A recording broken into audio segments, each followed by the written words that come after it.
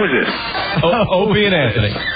This is the worst radio I've ever heard in my entire life. It makes no sense. Trickery to white devils. Verbal diarrhea. Verbal diarrhea. You guys are making me effing sick over here. This stuff is terrifying, man. I think people that call radio stations are losers. Opie and Anthony.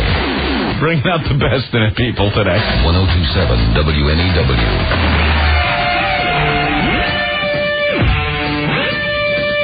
I hate this place. Medications don't work. Nothing works here. I've been here for 7 years. 7 years. 7 years. They reran that special last night, Anthony. Yes. The Bellevue special on HBO. This place blows. I've been here for 7 years.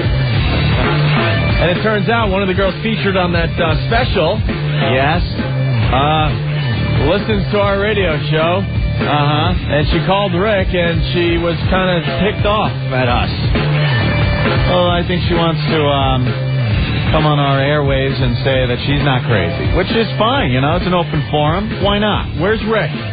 He took the phone call. I guess it's the daddy girl, right?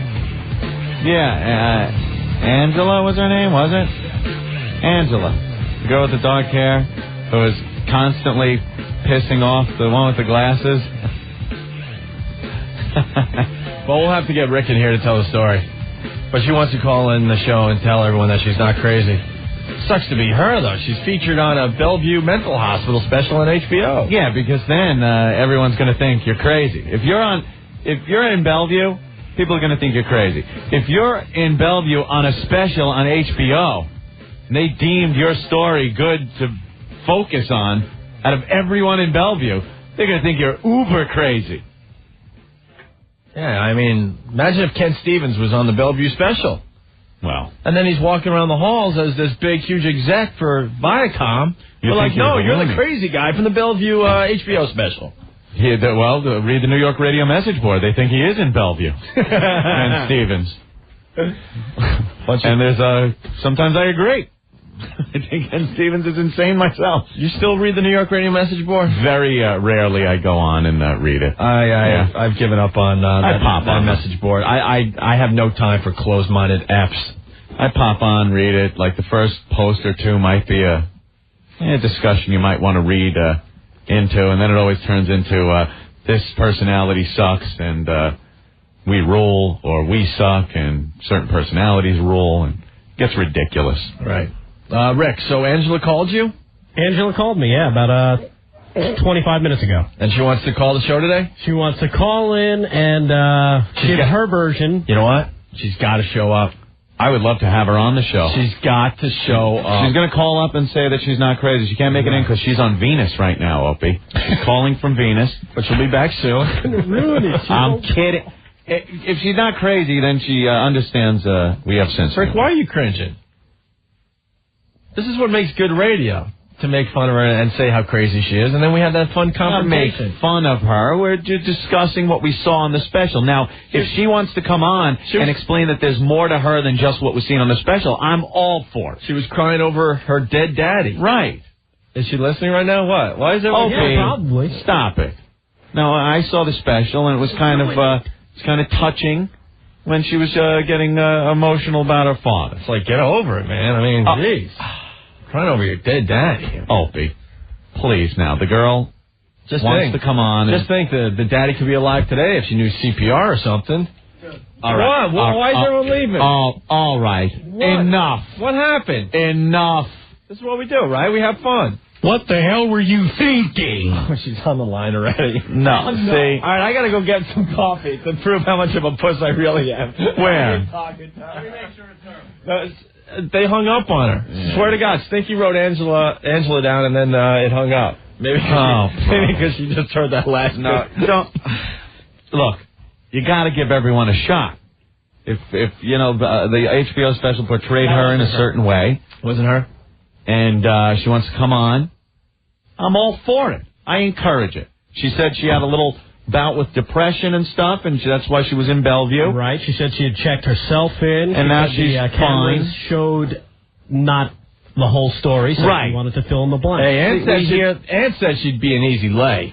Well, I see, now that's some... I mean, if I'm going to hell, I'm bringing my pal with me. That was some of maybe the things that HBO portrayed inaccurately, Opie. And if she wants to come on here and say that, no, indeed, she would not be an easy lay in Bellevue, I'm all for her coming here and giving her some. You know, I'm the guy. If I'm going to, commit suicide, I'm going to make sure I hit someone on the sidewalk.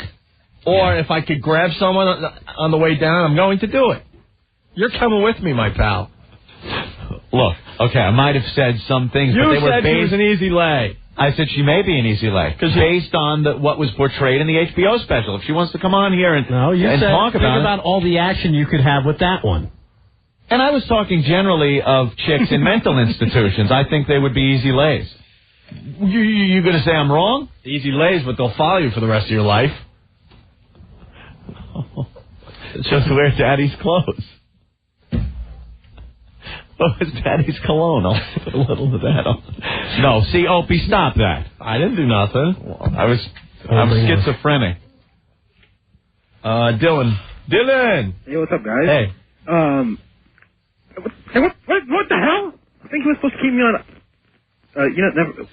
All right, thank you. Our first call of the day, and a banner call it was.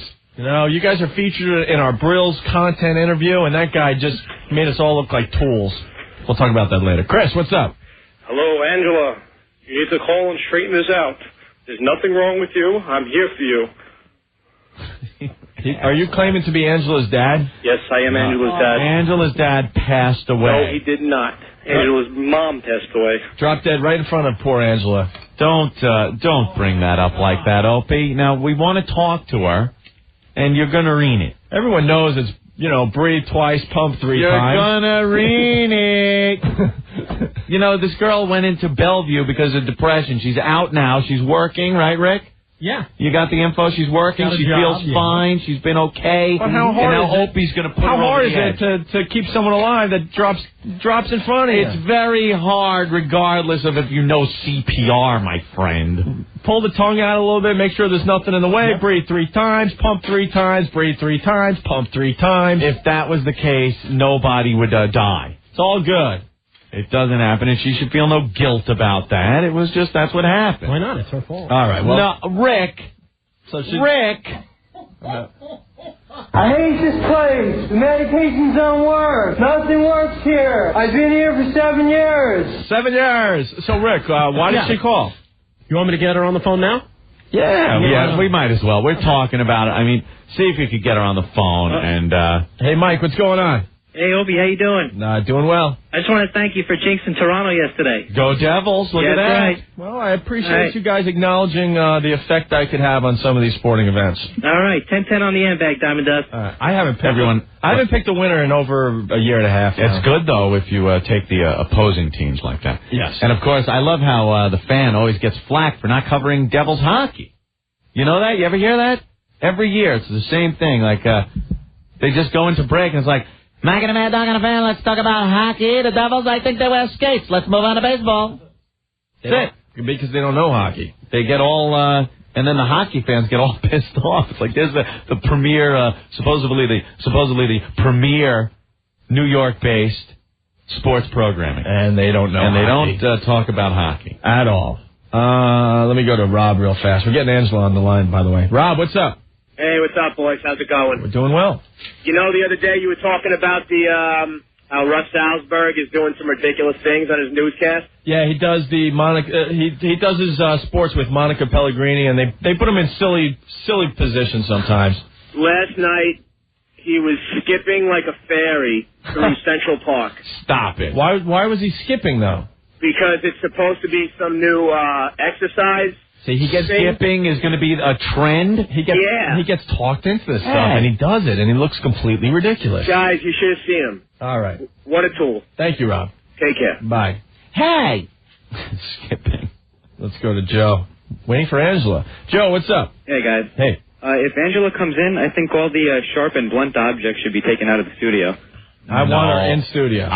Well, look what I see down on the hotline. All right. We got to go, Joe. Think it rules, guys. Speaking of the devil, Angela. Angela's on the line. All right. Let's welcome Angela to the Opie and Anthony show. Hi, Angela. Hi, how are you? How are you? Okay. I could totally tell by your voice this is you. Hi. Yeah, there's the laugh. A couple of friends of mine told me that I was on your show last night. Well, we were discussing your appearance on the Bellevue special on HBO. Yes. You know, of all the specials that HBO runs that you could be a part of, the Bellevue special is probably one you really might not want to be part of. I would like to be part of Real Sex. Yeah, something like that. That would be nice. So how was it that you were in there and they featured you pretty prominently in that special? Okay, well, first of all, I didn't know I was being filmed, number one. How was that? I was all drugged up. Oh, but the camera was right there and everything? Well, she was all drugged up. I don't remember it, that's what I'm saying. Wow, and did they have you sign a release all drugged up? Even if they did, I don't remember it.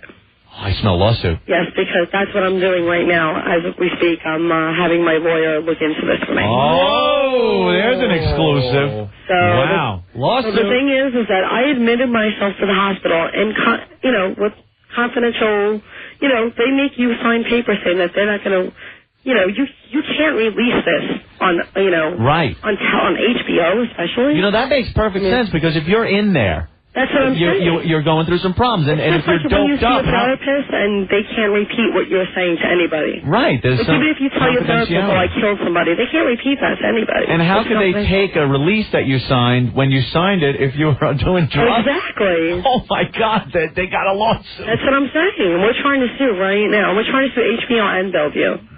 And the director of that program, I have her name and everything. So why did you check yourself into Bellevue for that? Yeah, what was going on? I was depressed. Yeah. That's it. Why were you? Because you broke up with a boyfriend you had for a while? It was reasons for that, yes, that too. I don't know if I didn't even see it yet. It was on last night again, and my friend taped it. I'm going to watch it today. I tell you, you were the cutest nut in the fruitcake. I got to tell you. Oh, that's why I called you. I just wanted to clear my name because I'm not a nut. Well, we got to go over it a little bit, Angela. Yeah. It was a little strange to see you dancing around with the picture of your father. I know. Yeah, that was a little. It was actually touching, though, Opie. I got to say, it was. Well, the thing is that when I'm not in the hospital, I do not act like that. When I'm in the hospital and they drug me up, they put me on so many drugs that you don't know what you're doing. Well, let's explain what you'll see when you finally see this on HBO. Sure. You didn't have a bra on. Your boobs were looking very nice. Oh my God. No, I'm serious. Yeah, a little nipple action happened. Oh my God. You were crying uncontrollably. Oh, my brother's not listening to this. Holding a picture of your daddy and my dad passed away 6 years ago. Yeah, and that's why you kind of were depressed. Yes, I get, on and off depressed about that. How long ago was that taped? That tape must have been about 2.5 years ago. 2.5 years ago? It must have been, Oh, they taped that a long time ago. Yeah, 2.5 years ago. Now, who is that, the chick with the glasses? I don't remember anything from there. You remember nothing? Nothing. Do you remember? My friend called me at work, and she told me, you were just on HBO last night. I go, what? I was like, for what? Well, I don't remember being, filmed for anything. She was like, no, remember when you were in the hospital, you told me? I was like, yeah. She was like, well, you were on HBO. I was like, after The Sopranos? I was like, oh, my God. Like no one was watching. Do you remember this guy? I hate this place. The medications don't work. I hate this place. Nothing works here. I've been here for 7 years. Remember that guy? No. You don't remember that? He was yelling in the hallways. I don't remember. It was hysterical. Every day he would roam the halls saying I have no idea. Now, Angela, what's the story with your dad? He died right in front of you? Yeah. Yeah, because you talked about that on the I was show. very close to my father. Yeah. I mean, you know what? He looked like a party guy. He kind of looked like Rodney Dangerfield. Right, yes. Kind of like he had a very good sense of humor, my father, It looked like he liked to, tip him back a bit. He was very cool, my father. Yeah. Party guy? Yeah. Well, not party, but he was a gentleman, but he has a sense of humor, good sense of humor. So what was going on when all of a sudden he just dropped? He had a massive heart attack. He was he was good for a while, and then it happened out of nowhere. Were you guys, watching TV? I mean, what was going on? He was in a nursing home at the time. We brought him upstairs, and he just asked for his wheelchair, and he just died. Oh, so there were like doctors around? There were just some of the nurses from the nursing home. They didn't know how to do CPR. Yeah. Which is crazy in itself. And but you say on the special on HBO that you wish you knew what to do. Exactly. Now I do. Because you now I do. I'm a personal trainer, aerobics instructor. You are? Yeah. Oh, you probably... I'm my medical assistant. You're probably in good after all shape. that, I became, knowledgeable of everything. You know something else you're going to love, Angela? I'm right now on the HBO.com website, and when you click on the Bellevue special, your picture prominently displayed on the front page. Oh, yes. yeah. It's you with your arms crossed. That's when you were dancing. But why did they keep kind of hugging focusing yourself? on me, especially? Because you were like, because you looked normal, but you were just like kind of talking like you're all drugged up. But that one woman with the glasses, the one Tell me woman. what the thing is on the computer so I can write it down and look it up. Oh, it's at HBO.com. Just click on the Bellevue. HBO.com, and what is it, the Bellevue special? Yeah, America Undercover. Huh. America Undercover. Are you still on medication right now? Yeah, you doing any meds? No. No, really? I only, Just a little weed. a couple of times I was in the hospital. It's the only time I was on meds. Really? That's the only time. I mean, I've been seeing a therapist for the past year. Yeah? I've been doing great. I haven't been depressed or anything. Well, you know what you got to do? You have to come in on the Opie and Anthony show. Yeah, we'd love to have you in. Okay, sure. I'd love to meet you because you seemed like you were the fun one in there. Okay, yeah. I swear to God, that one girl with the glasses was like always jealous of you because she thought the doctor had the hots for you. Oh my God, I got to see this tonight. I can't wait for Don't we have some audio? Do we have audio? Rick, get some audio because we pulled some audio from the show, and if you want to hear some of the clips of what she was saying about the doctor and you, and so funny. Like this girl's freaking out, and you just poke your head in front of the camera and go, Yeah, we got some. Oh my God. You know, I got a confession to make though, Angela. This is Opie speaking. I was gonna rip into you really bad. You seem way too cool. Yeah, I am. I just can't do I it. have children too, so please don't. Oh, you do? Yeah, I have a 15-year-old and a 9.5-year-old. Wait a minute, how old are you? I'll be 33 this year. 33, and you have a 15-year-old? Yeah. Let me do some math. I had her young. Holy Jesus Palomino. Right. When I was 18. Where was she when you were in the hospital? She was with my mom. Oh. My mom pretty much raised my oldest daughter. You want to do like a mother-daughter thing for NSYNC tickets? Oh, yeah. Oh, my God. My daughter loves NSYNC. Yeah, she's just coming in. We should give her NSYNC tickets. Oh, God. All right, she was in Bellevue, for God's sake. What more do you want her to go through, Opie? She was in Bellevue. My daughter's birthday is coming on the 20th. She would freak if she had NSYNC tickets. We could just call it, you gotta be a nut to want to go to NSYNC. I'll take it then. I don't care. You know what? For anything for my kids. If Angela comes in, we'll give you a pair of NSYNC tickets. You will? Oh, yeah. Oh, my God. Thank you so much. What happened to us? Thank We you went so from much. ripping into you to giving you like... Yeah, we turn into pussies when girls are involved. I know. It's really a sucks. shame. All right, hold on. I was hoping you'd be like, My out of your brother mind. listens to you guys. He's a truck driver. He loves you guys. I love just have the to say truckers. hi from my brother Michael because he loves you guys. All right, Angela, we got some audio. Yeah, listen to Okay, I'll this. listen. This is Cheryl, the crazy lady with the taped-up glasses that look like Bubba Ray Dudley's sister. Bubba Ray Dudley, Oh, my God. Yeah, what part is this? This is where she's yelling at Angela, who's on the phone, about about how the doctor wants to bang her. Yeah, the doctor's trying to get them to make up after the fight. Yeah, I guess you fought. Oh, my God. You fought with this girl, or she fought with you, and you were trying to like hug her and say, "Hey, man, things are cool." She didn't want to hug you, and then she's like, they want you. You're the hot one." Blah blah. Oh, my blah. God. Here it is. Here it is. Okay. I can't make up.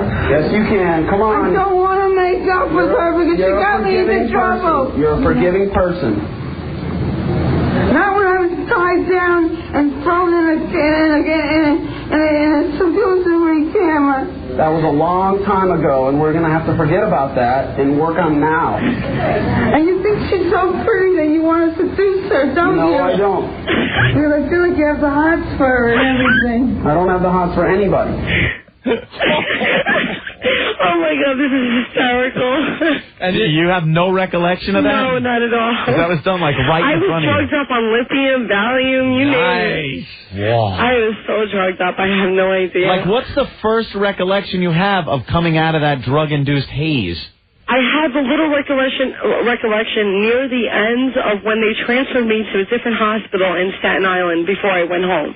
Yeah. That's the only recollection, of coming out of that. Were you ever on the streets or anything? No. No?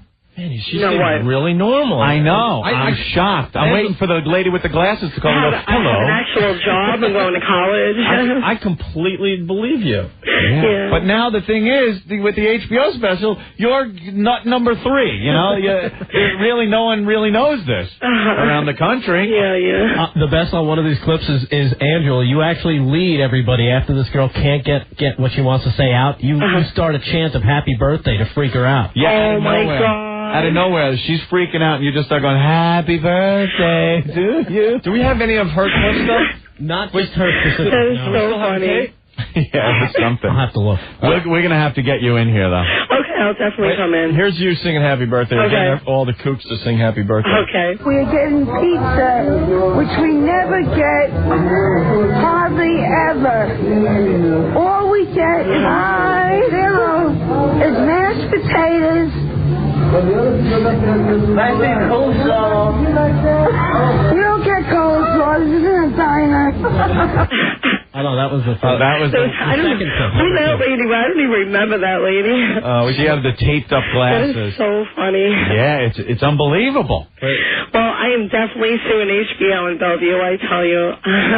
My mother, I was speaking on the phone with her. She was like, sue the radio station. I was like, no, I love those guys. Sue the radio station? Oh, my God. I was like, no, I would never do that. I like those guys. We're definitely going to give you NSYNC tickets. Chill out. Yeah, jeez. What the hell? You know how moms can be. Right, very overprotective.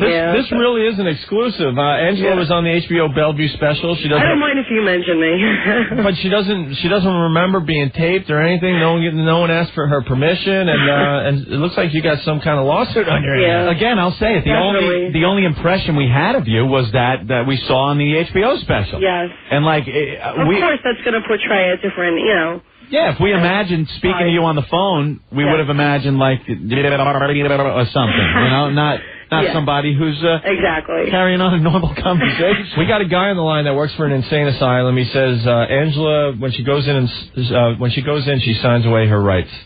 I don't know if that gives you your permission to be on HBO on a special. Who said that? A guy that works in. He works at one. In one of them, yeah.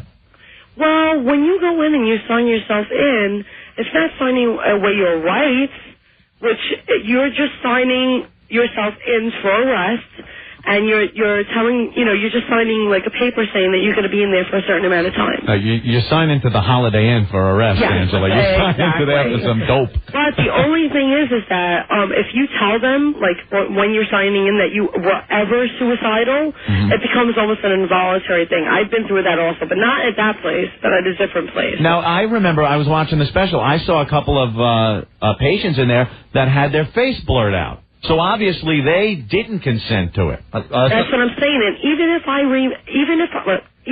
signed the paper, I don't remember signing it. Right. I don't even remember anything being filmed or anything. That's how oblivious I was to the whole thing. You stick to that story, your daughter will go to the best school around. Oh, God, I hope so. We have a psychologist. Those very talented young ladies, both musically inclined like me. From singing of Happy Birthday, I could tell. No, I play piano and I'm a dancer. Uh-oh, where do you dance? I was teaching I'm kidding. That's all she needs is like... Is there a pole where you dance? There's no pole where you dance, right? No, there's no pole. I was teaching children for a while. God, so funny. She seems like a really nice girl. Actually, you seem more normal than 90% of the women that call this goddamn show. A psychologist is on the line and says you have no case. It was a documentary. Yeah. Doesn't matter. So you call something a documentary and it gives you carte blanche? No. I'm just throwing it out there, Anthony. It's not right because my friends, my daughter's friend's mother saw it, and then my kids are getting embarrassed, and I'm basically embarrassed right now. My family saw it, my friends saw it, and they're all calling my mom. My mom is being embarrassed as well. Oh, Angela, it was only on after The Sopranos, not a good lead-in. That's what I'm saying. Right after The Sopranos, you see a crazy person running around like everybody was like, "You look crazy, but your hair looked good." She's like, "Why couldn't it have been on after Arliss?" Said my hair looked good. I was like, Angela, you looked fine. Oh, at one point you put your hands on your head and you go, "Oh, look at my hair. I look like pebbles." I'm 15 pounds overweight right now, but I still look pretty. You know what? We got to get the clips of Angela. We're going to try to find the HBO special so we can play some clips for you later. We'll call you back if we find them, okay? Great. But here's you. Is this the one leading the rest of the Kooks in Happy Birthday? This picture is not for kids. This picture is for the help everything both. What I'm trying to say is that what I'm trying to say is, let me just speak. This is a funny conversation. What I'm trying to say is that when people are in pain and they need help, let me talk, please. Please let me talk, goddammit. I'm trying to say I can't take it with her. Let me talk. Happy birthday.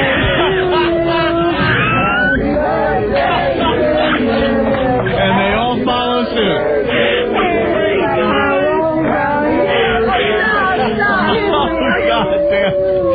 Boy, you sure diffused that situation. Angela, you were driving her nuts during the special. She hated you. This woman hated and loved you at the same That time. is so funny. She was over here screaming. I just stopped breaking out when happy birthday. Happy birthday. And you don't remember that either. I have no clue. I don't remember her.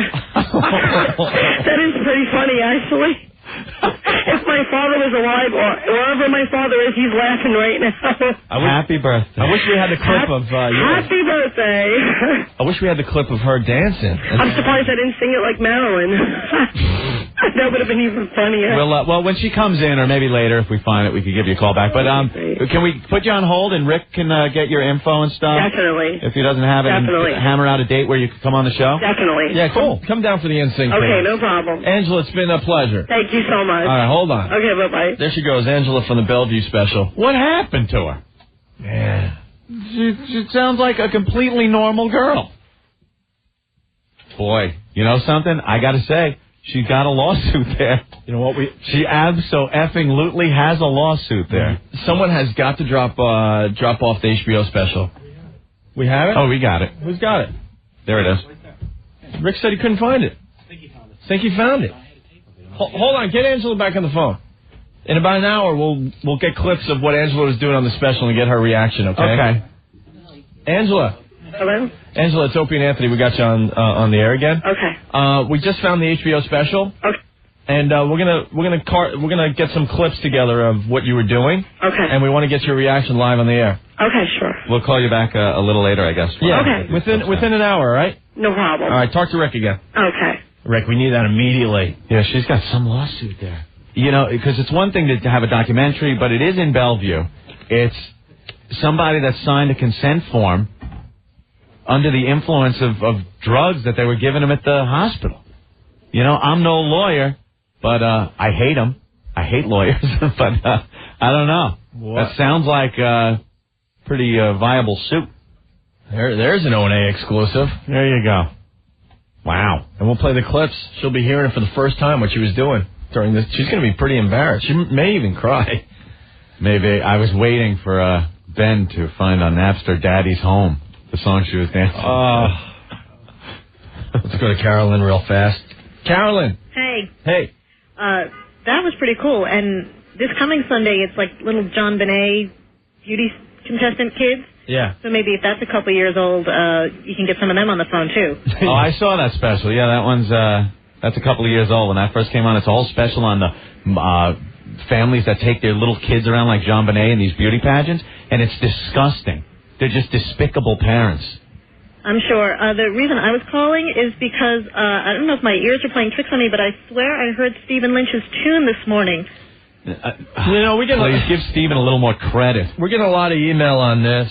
Someone is completely ripping off Stephen Lynch's Hermaphrodite song. It's Hermaphrodite is the song. But they redid all the words. It's an acoustic version. We got the version on Napster, right? Do we? There's one of the versions. We ought to do it back to back and listen to the music. It's ridiculously a ripoff. The whole attitude of it is Lynch. Now, Lynch is pretty much, he's very original. His sound, what he's singing about, the music, because he's an accomplished musician. The guy's a great guitarist. And what you might have heard this morning is just a bad imitation of Stephen Lynch. It's kind of sad. It really is. Well, I mean, when you apparently think about it, really. Apparently it's a little kid, but it's still theft is theft. Well, when people are pushing it like it's great and it's nothing but a pale comparison of the original, which Lynch, and you hear him on this show, it's ridiculous, and it makes it even more ridiculous when you put it into the context that it's in. And that's all we can really say. Yeah, and I also heard the term instant feedback. That one's amazing. And you know who started instant feedback today? Who? Imus. Everyone is picking up on the instant feedback phenomenon. I used to call that heartburn. Instant feedback of what I ate. I'm puking all over my cowboy bandana, baby. All right. Carolyn, thanks for that.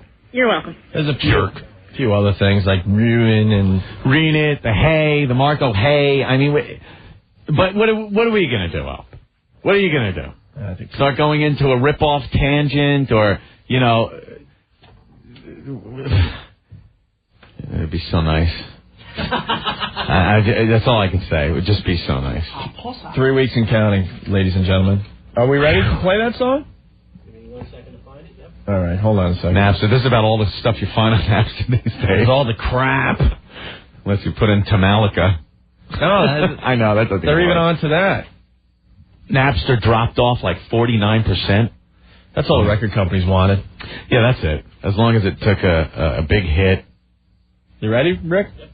All right. Here's the song. Here's the pale comparison of Stephen Lynch. It's done by, I don't know. You be the judge. And remember Hermaphrodite. Well, we'll play it after this. Listen to music. Holy crap. As she walks through the door, I'll be the pimp, yeah, and you be the whore. Might be a curse in here. When I see her nose, more so and more so as she cut my balls. Hermaphrodite. I mean, give me a break. This is done, you're the one. You make my fantasies so much fun. When I see you, I fall into a rage. I really don't care. You're terrible at my age. Whoa, finger stuck in the strings. People think I'm weird. Some say I'm sick because I would like her to suck my. Nice. And then what? It goes anyway. Be a preacher, but I'm lusting after an English teacher. Yeah. Oh, an English teacher. Yeah, yeah. Dun, dun, dun, dun, dun. Oh. A lot of people think I am a creep. I'm not a stalker, I just like to peep. She sits up high in her green Toyota. Hold up. You just said the F word. Mrs. John, yeah, you're the one. You make my fantasy so much fun. When I see you, I fall into a rage. I really don't care that you're at my age. Oh, Jesus. All right, listen. All right, enough. That's pretty much it. First of all, the song blows. It goes on for like 4.5 minutes. And people are saying, because I'm reading this now on instant feedback, hey, it's a 14-year-old. It's a kid that got kicked out of school for the song. It's about his teacher. I don't care who the kid is or if he's ripping off Lynch or anything. It's just the forum that he had to play this song, the forum that was used to play this song this morning, presented it as this unique, original thing. That's all. And it's a blatant... I mean, obviously, the kid's very influenced by Stephen Lynch. Jesus. I guarantee he's got Stephen Lynch's Hermaphrodite. Here's the original. I mean, all right. He's probably listening right now. He probably is. But here's Stephen Lynch, Hermaphrodite. This is whatever. Just listen. She's part girl. Very funny. She's got parts everyone can enjoy. She's got more. She's got less. She's got her manhood tucked in her dress. Yeah.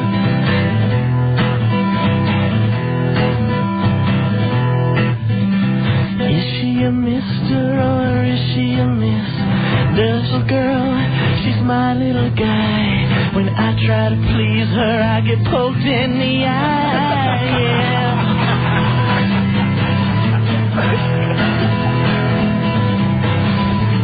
She wears lace and she wears flannel. She watches football and the Lifetime channel. What's that bulge under her nightie? It's just my hermaphrodite, yeah.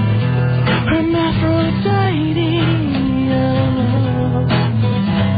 Some things are white, some things are black.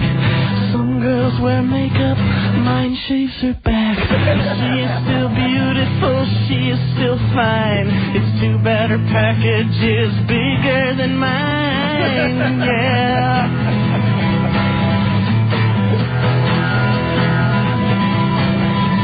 She looks like Cher, but she's built like Sonny. She loves Brad Pitt and finds the Three Stooges funny. Who's that girl with the grip so mighty? It's just my hermaphrodite, yeah. Hermaphrodite, hermaphrodite, hermaphrodite.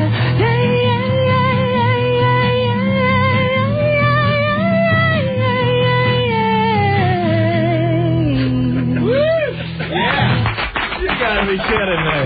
Yeah, you gotta Stephen be. Lynch, everyone. You don't write that without the experience. Jeez. There you have it. I mean, Wow. If that's not obvious, I don't know what to tell you. Al, what's up?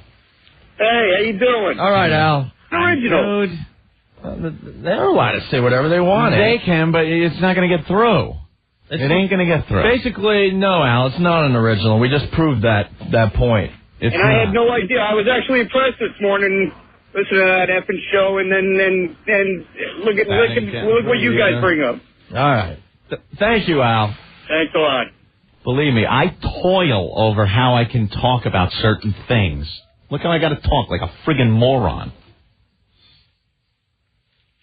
And then, that guy obviously got slammed. Just showing how unoriginal that other song really is. That's all. That's all. And if situations were reversed, you'd just hear about how we suck. That's right. That's all. Anthony, we got to take a break and move on with the show because Mick Foley has arrived. Cool. Very excited to talk to him, and we'll do that next, okay? Stay there. You guys sometimes, piss me off, okay? 1027 WNEW. Hey, Anthony. Yes, Opie. Maximus Day Spa is back with the program. Yes, Maximus Day Spa. And you know what holiday is this Sunday? Mother's Day? Mother's Day. What about this for a Mother's Day gift? A day at Maximus Day Spa. Yeah. I know a bunch of people that have gone. Yeah. They absolutely love this. This is a home run, guys, I'm telling you. Mm-hmm. Without a doubt. Whether you give one to your mom or your girlfriend or your wife, it's unbelievable. Yeah, it's foolproof. You know what happens? You buy something, she returns it, you feel like an idiot. With Maximus gift certificates, you can't go wrong. All you do is choose the amount, she chooses the services. And they love this. Believe me, it's a day of pampering. Like the signature water journey with a Vichy shower, water massage, and a magnificent cascading waterfall, or the sumptuous full-body massage, or exotic facials, manicures, pedicures, with paraffin and fragrances that will melt her stress away. Women love pampering and spas, and you can't go wrong with Maximus because it's the ultimate day spa. Just get a gift certificate for any amount from $50 to $500. Then when she chooses what she wants, even the location, Merrick, Westbury on Long Island, or the new Maximus in Soho. Call Maximus now, 516-222-8880. That's 516-222-8880. It's not too late. 516-222-8880 for Maximus. Tomorrow, Opie and Anthony's Wow Road Trip on WNEW. Pinnacle Horny Goatweed is the official sponsor of tomorrow's Wow Caravan. See you on the road.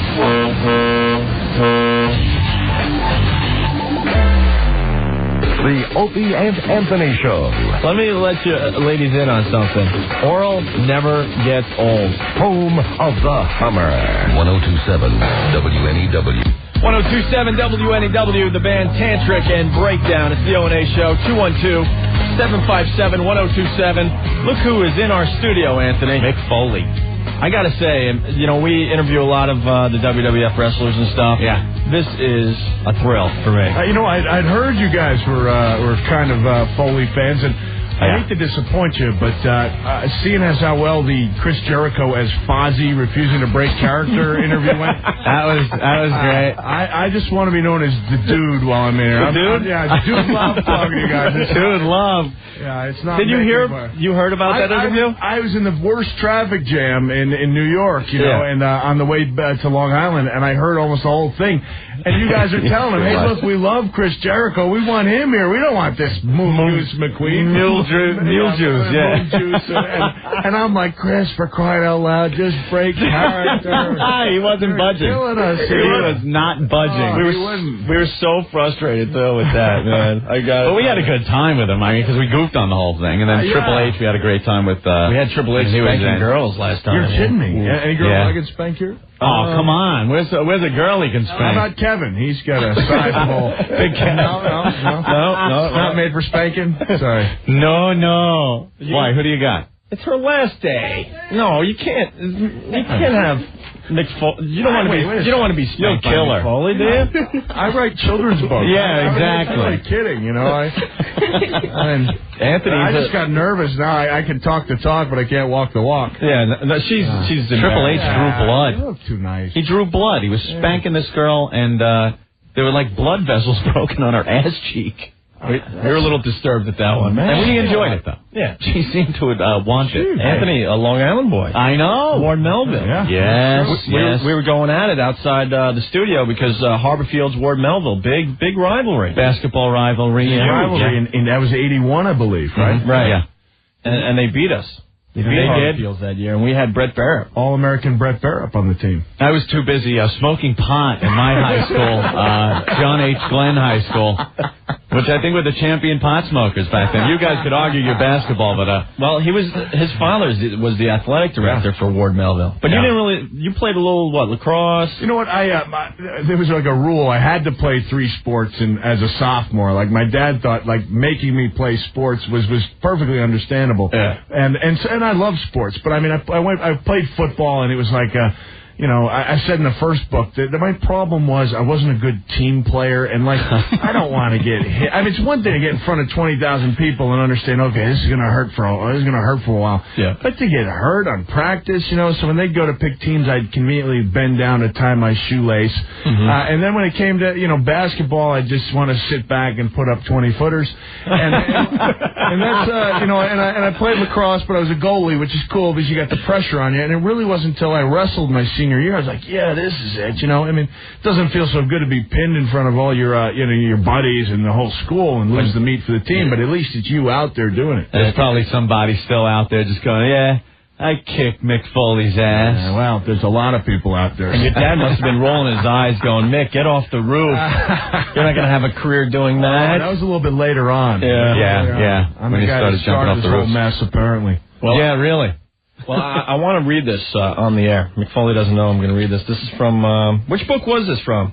Well, if you read it. No, I was asking okay, you'll know.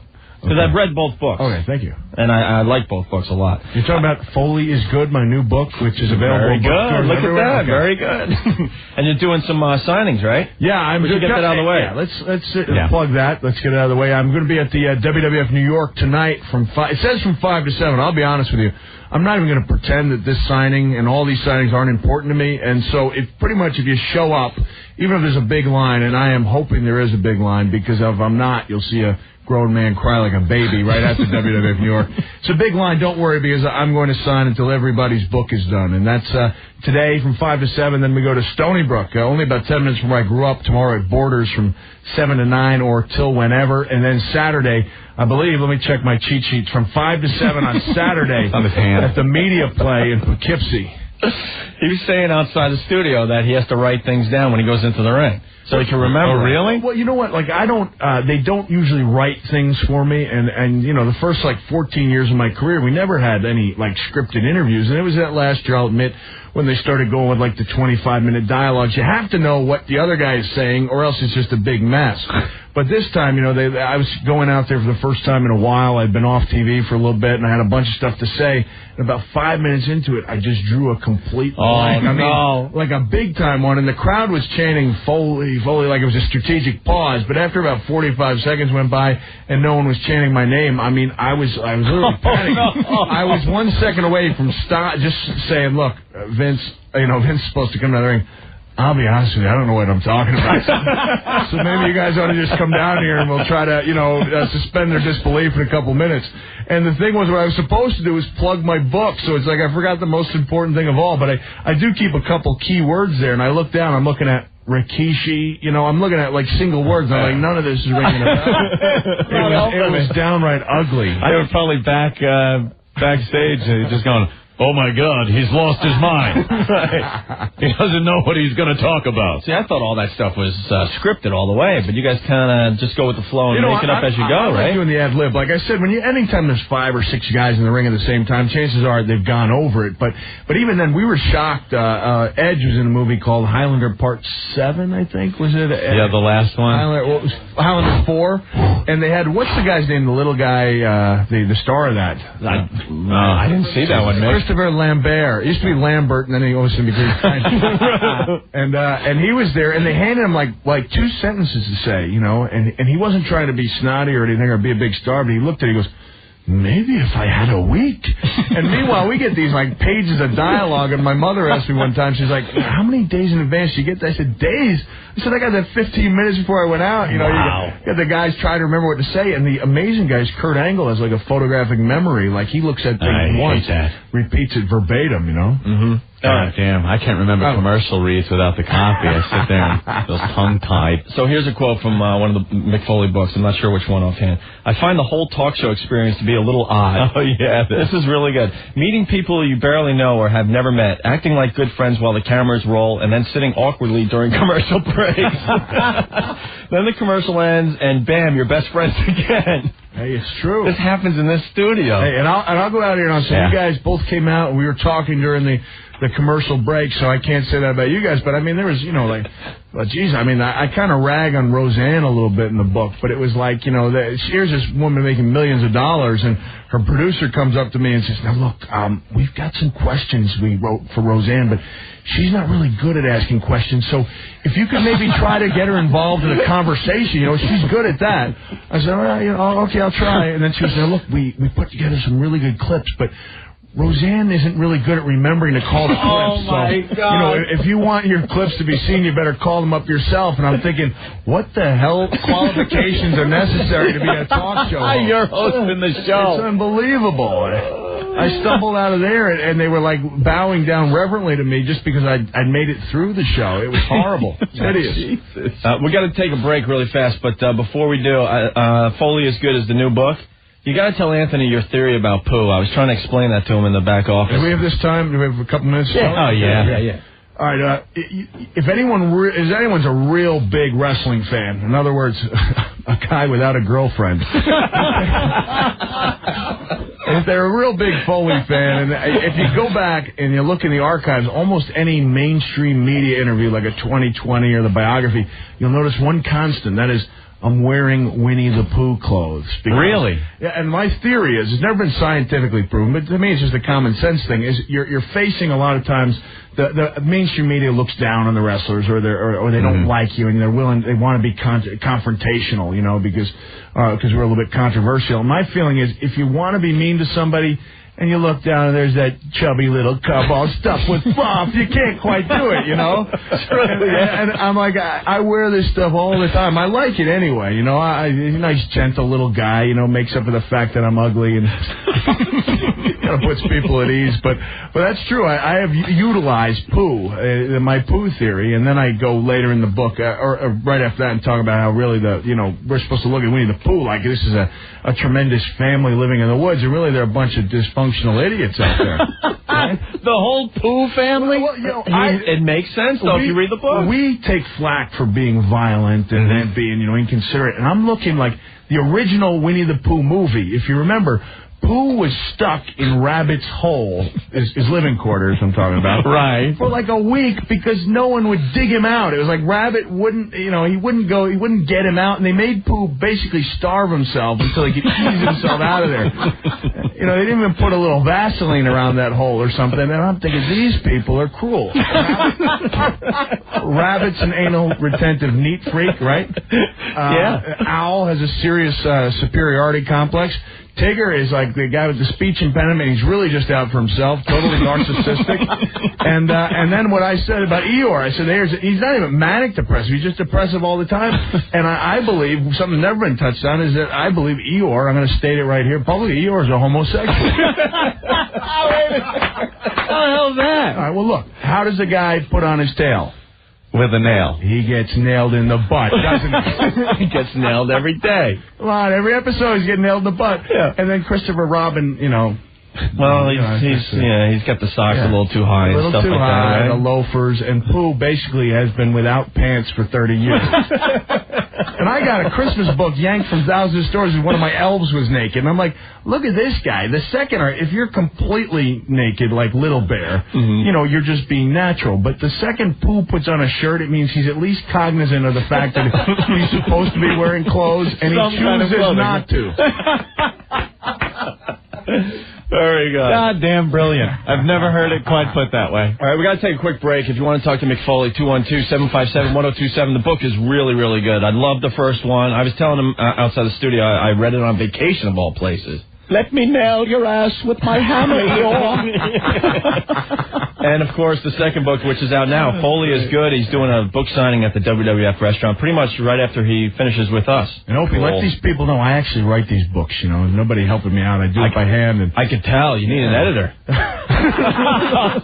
What are you saying? I go on a little long? On the train today, I was reading because I'm up to the part in the new book where you handed in your book. Right.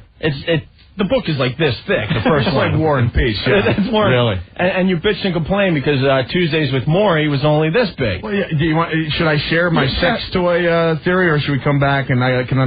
You can keep... Go ahead. I can keep rambling? Yeah. My theory is... All right, now, this goes back... My theory is like a book with Tuesdays with Maury, and he heard this, and then he was real... Did you read the book?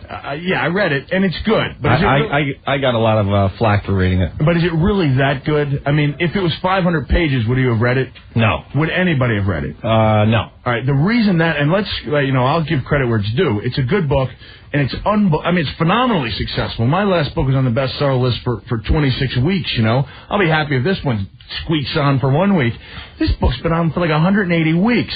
But the reason I come up with is that he's obviously drawing a lot of people who don't usually read, hear that it's good, and then they see that they can knock it off like in an hour and a half. So, a big book, I say, a big book is like going out with a girl every day, having to spend quality time with her, buying her dinner, and not even having a guarantee you're going to nail her at the end of the relationship. It's like, you don't know how the book's going to end. You're not going to really like it. And so what I thought automatically is when I was in Montana on a wrestling tour in like 1987, right after I graduated college, we're out in the middle of nowhere, and a bunch of us go to an adult shop, and we're kind of like thinking, we're going to be smart guys, and we say, excuse me, ma'am, can you tell me what your most popular dildo is? And we're looking at these things that are just a potpourri of some of the most massive members you've ever seen in your life. And she brings us over to this little tiny thing that it looks like something my mother used to take my temperature with. And she says, this is our most popular model. I was like, what the hell? Why don't they just use me instead, And I said, well, why? And she goes, well, most women using a sex toy have never used one before, and they find it to be less threatening. So what I say, and now Mitch Albom will probably rag on me again, as I say, Tuesdays with Maury was the less threatening dildo, and mine was like a baby's arm holding an apple. Yes. Yeah, you have to commit to read your autobiography, but it's really, really good. All right, more with Mick Foley next, and we're going to play some commercials and sit here awkwardly for a few minutes. So stay there. We'll be best friends when we come back on. The Opie and Anthony Show. You're never going to amount to anything. It's awful. It's awful. Very, very offensive. Total disgrace to the airwaves. I cannot believe that those morons are on the air. I don't know, Anthony. I think this is better than a rock block, don't you? Only half as nauseating. 1027 WNEW. 102.7 WNEW is The Sports Guys at 5 a.m., The Radio Chick at 9, Ron and Fez at noon, Opie and Anthony at 3, Don and Mike at 7. Next on a very special Ron and Fez. The guys make plans for Mother's Day. I'm getting Mother flowers and chocolate. I bet she loves them both. I bet she eats them both. Rude and rude. Are you taking your mother out? No, my mom can't get out like she used to. Oh, illness? No, house arrest. Dealing drugs? All on the next Ron and Fez. Ron and Fez, middays, noon to 3, 102.7 WNEW. Anthony, Sobe Beverages. Sobe, the leader in healthy refreshment, Opie. All Sobe beverages specially formulated to uplift the mind, body, and spirit with great tasting teas and fruit blends that's been enchanted with herbs and other natural supplements. Yeah, this week's flavor, Sobe Dry from the Powerline. Great tasting natural grape strawberry punch with a passion-producing herb. Package of Epidemium, a.k.a. horny goatweed. Horny goatweed's gotten itself into Sobe beverages, people. For male potency. Siberian ginseng to increase stamina. And Muria Puma? What is that? To increase the sex drive. You drink this Sobe Drive, your bed's a slip and slide. Sobe's unique packaging consists of a 20-ounce lizard embossed glass bottle and labels that feature the brand's signature Sobe lizard. Under each cap, there's a different lizard slogan. For more info about Sobe and all the different products, go to SobeBev.com. Feel free to share any Sobe experiences by calling the Sobe Lizard line, 1-800-588-0548, and be on the lookout for the Sobe Lizard Love Bus, spreading the Sobe experience all over the country. So grab a Sobe and drain the lizard. Tomorrow, Opie and Anthony's Wow Road Trip on WNEW. Don't go to CNN for dick jokes. Don't come here for the news. The Opie and Anthony Show. I like it when this show is dirty. 102.7 WNEW. And we're hanging with Mick Foley today, Anthony, from the WWF, of course. Yes. He's got a second book out called Foley is Good. That's true. And he's doing a book signing right after he leaves us in about a half hour, 20 minutes or so. I'm running over there, but can I reiterate, Opie, to these people that, you know, if you get off work at 5 and you're worried about there being a line, don't really worry because I intend to be there late into the night. Yes. I'm supposed to host SmackDown, but really if there's people online, I'll run in and do my 2 minutes of hosting duties and run back out and sign some copies. Can we bring you some beer or something later? Later on? You know what? This has been a long day. You know, I'm not much of a drinker, which is good because I get buzzed on one beer. Yeah. But I could probably go for that one beer later this evening. There you go. There you have it. Can I mention a few other things from the new book? Yeah, feel free. That I enjoyed. Will it help me sell copies? It should. You better believe you can mention it. The writing is really, really good. Very entertaining, very funny, a lot of comedy in the book. Here's something we talked about when I told everyone I was reading the new book. Baseball managers that wear uniforms. We went off on that. Yeah. What's the deal? I mean, doesn't anyone have the guts to stop and tell them how foolish they look? Don Zimmer, from what I understand, is a wonderful human being, but he has got to be the stupidest looking guy in that outfit. I mean, I took some batting practice with the Twins a year and a half ago, and I looked... I'm not saying I didn't look bad in that outfit, you know. I mean, I looked really bad, but... you know, Zimmer, and then they try wearing the warm-up jacket to cover it, and it's like, guys, please. You know, like I think I said, you know, you're talking about middle-aged men wearing tight spandex outfits, obviously meant for younger people. Right. Kind of like the WCW main event stars. That would always look so bad with WCW, especially if you would switch back and forth when they were on at the same time, obviously. I got to tell you, the reason I switched from the spandex, I wore the real great, vibrant brown color there for a while. There was a segment, there was me, Rock, and Ken Shamrock in a three-way cage match a few years ago, and it was a good cage match. And me and Rock were up on top of the cage. They got this area like for lighting or gridding or something where you can actually sit on top of the cage. And we were throwing punches, which was cool. We were way up in the air. And then when I stood up, it was like the lights were shining in such a way on the back of my tights, and it was just dimple after dimple after dimple. And I was like... oh, God, it doesn't even matter. I came off the top later. I mean, I had a hell of a match. You know, the only thing people remember is that I, you know, I looked like an ass that piece of Swiss cheese that backed into a belt sander. It was hideous. So right after that, I went with the sweatpants. Cool. We got a few people that want to say hi. Joe, what's up? Hey, what's up? Oh, no, you guys are the best. Oh, thanks. What about me, man? Yeah. Mick Foley, man, you're a hardcore icon. That's all I gotta say. Your feuds with like Sabu are legendary. You're the man. Thank you very much. Can I point out? I'm gonna admit the mistake. You guys passed me a note here saying that a fan had called and says, Mick aware that he had used William Regal's real name, Steven, this past Monday night?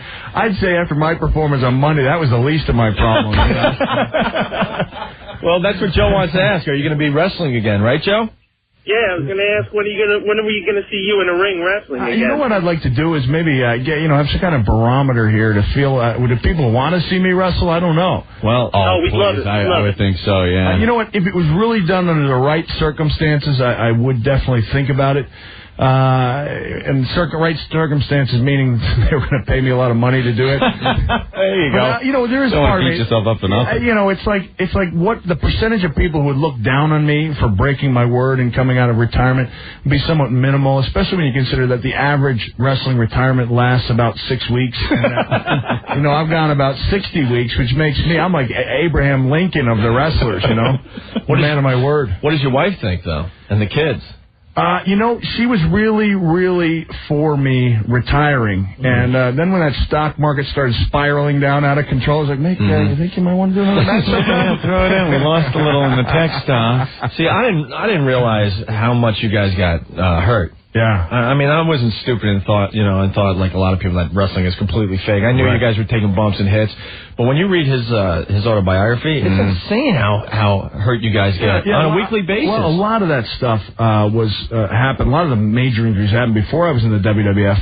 But back when I joined in the end of '95, we were still on the road quite a bit. And so something like a sciatic nerve problem, you'd never had time to heal it, and it would just get worse and worse and worse. And now at least they have a schedule that's somewhat, some semblance of sanity to it. The guys are on 4 days a week, and they're off 3. So if you really watch yourself and take care of yourself, it's not that bad. It's still difficult. And I mean, then you throw in your personal appearances and the travel days. And when you add all that up together, you're still kind of working about 300 days a year, but at least you don't have as many matches as you used to have. Well, like the chair shots, though. I mean, that is... if I had it to do all over again, I think the one move I would have perfected, and since it's radio, you really can't see, but it would have been like that quick throwing my hand up to block the steel. Yeah, that everyone does that. Coming at high speeds to my head. And now a lot of people do it. You don't hear anyone going, he threw up his hand. I think most of the fans would deep down like to know, all right. You took it right to your forehead. I was a little dumb. I mean, I had that going for me. Hey, Mick Foley doesn't put up his hands. And they're like, Mick Foley's an idiot, What the hell? I mean, all the guys now are putting up their hands, and no one thinks any less of them, What do you think of Beyond the Mat with your wife and kids in the front row? I mean, it's been well documented. Yeah. I mean, unfortunately, they managed to catch my worst parental decision, on film. It's like, we're basically talking where he got beat up pretty good by The Rock and hit what, like 17? It was 11. It felt like 17. 11 chair shots to the head in front of his wife and lot of blood. Wife and 2 small kids while he's pretty much handcuffed to the rope. Yeah, I was kind of helpless, and I didn't take into account how much more the shots would hurt, when my hands were behind my back, because it really does take your body out of its natural alignment. And I mean, that first shot just came in, and I said in the book, I mean, that the tough guy part of me, that like one 1% that is a tough guy, refused to go down on one shot. And I went down on that first shot, it put me right down to my knees. But the thing is, I've had a lot of good moments as a parent, but you don't really see my father-son talks on a movie. You get I made a mistake. The match got got a little out of hand. I was a little too into my role. The Rock, I think, was getting off on bludgeoning me a little bit too much, and it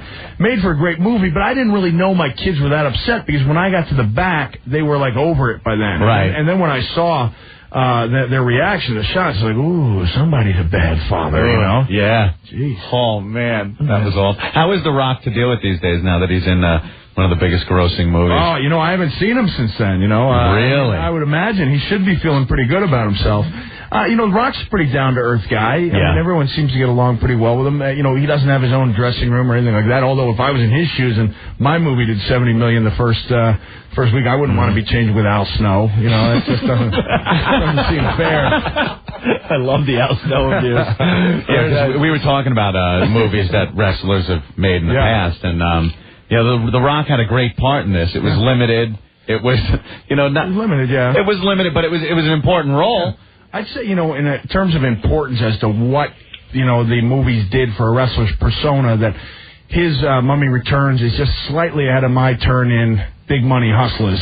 Big Money Hustlers. Or How I Got My SAG Card. Hey, let's go to Steve. Steve, you got a question for Mankind, Mick Foley, whatever he's calling himself today? Yeah, hey, what's up, guys? How you doing? How you doing? What's going on, Mick? I'm doing okay. All right, I heard there was a story about something called the penis suplex in your new book.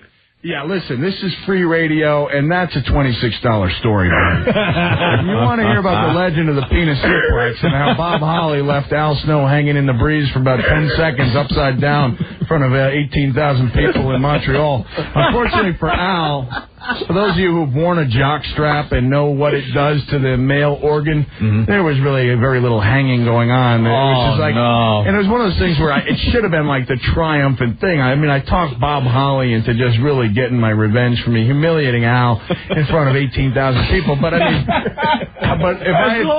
it was like, remember the episode of Seinfeld where Costanza got caught right after he'd been in the cold pool, and that was basically Al, and I was like, oh, I shouldn't have done that. And Al, to his credit, he got suplexed. When he finally landed, Bob had him upside down for about 10 seconds, and Al was trying to pull the damn thing over, but it just wasn't happening. And, Al was not displayed at his peak, and he hit the ground, and I was sure he was going to be mad. I mean, I sure as hell would have been mad. I was mad when Austin threw me in and exposed my love handles, on Monday night. I was like, oh, and then you can't reach down and pull him down, and then people are like, oh, Al got fake that. He's trying to cover himself up. He's getting beaten up. He's more concerned with his roll of fat around his waist showing. So you do see that sometimes. That's funny. Hey, I'm one of the worst people. I think that's part of the reason I started wearing the sweats. I mean, I was a big puller upper. I mean, I'd be busted wide open. Foley, look at him. He's hurt. He's down. He looks like he's out. Oh, wait a minute. He's pulling up his pants. Al hit the canvas, and he had a big smile and a laugh on his face. And I just said in the book, I said he was laughing, but if he'd seen things from my vantage point, I'm not sure he would have been. I mean, it was like, oh, it was ugly. Maybe he's a grower, not a shower. There you go. Let's go to James. James, what's going on? What's up, O&A? Hey. What's up, Mr. Mick Foley? How are you doing there? Not bad, and you? You coming to the big book signing tonight? Hell yeah. Wouldn't miss it. Yeah, it's at WWF Restaurant. He's going to leave in a few minutes and start signing books at 5. So. Yeah, and then, like I said, if people show up at 5:36, doesn't really matter because it is understood that I will be there till the last person. Now, if you show up at 9:30, maybe not, but I'm pretty much going to be signing until the last person's done. Cool. You got a question, James? Yeah, man, Mick, I've been wondering this since it happened. What the hell was going through your mind when you fell 16 feet off of that cell through a table? That was great. Let me see. It's like that Brian Regan bit. I know what was in his mind. Yeah. Honestly, when I convinced Vince McMahon, to Vince's credit, Vince is not a sadist. He doesn't ride the guys that hard. I was like, yeah, Vince, I think I'm going to come off the cage today. And he's like, no. I was like, look, Vince, I can drop elbows from high places, right? He goes, well, yeah. I said, if I was going to drop an elbow off there, you'd probably let me, right? He's like, well, I don't know. I was like, it's the same thing. And then, the guys are like, you've been up there, right? You're comfortable? I was like, yeah, I've been up there. It's been a long time up there.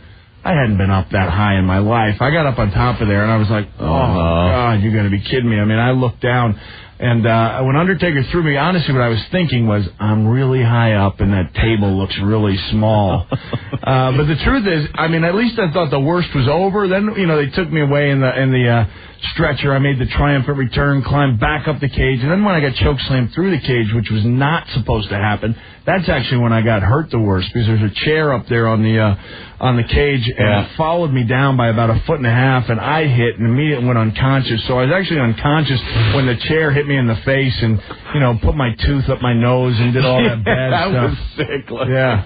Oh, my God. That was a rough night, That was great footage, though. Yeah, the nice thing about it is I did it once, and it got shown, over and over and over again. And what the sad thing is, there's kids out there trying to do the same stuff, and first off, they're not getting financially compensated. Second, they don't know what the hell they're doing. And the third is nobody really cares. At least in my case, it was like a big deal was made out of it, and it lives on as like a great moment in sports entertainment. But please, guys, don't try to outdo it, because if you do, no one's going to find out about it. If your goal in life is to be on the best of backyard wrestling video, then you've got more serious problems than I'm willing to take responsibility for. Nice. A little PSA from Mick Foley. Yeah, There you go. a little disclaimer. Tim, what's going on? Hey, guys, how you doing?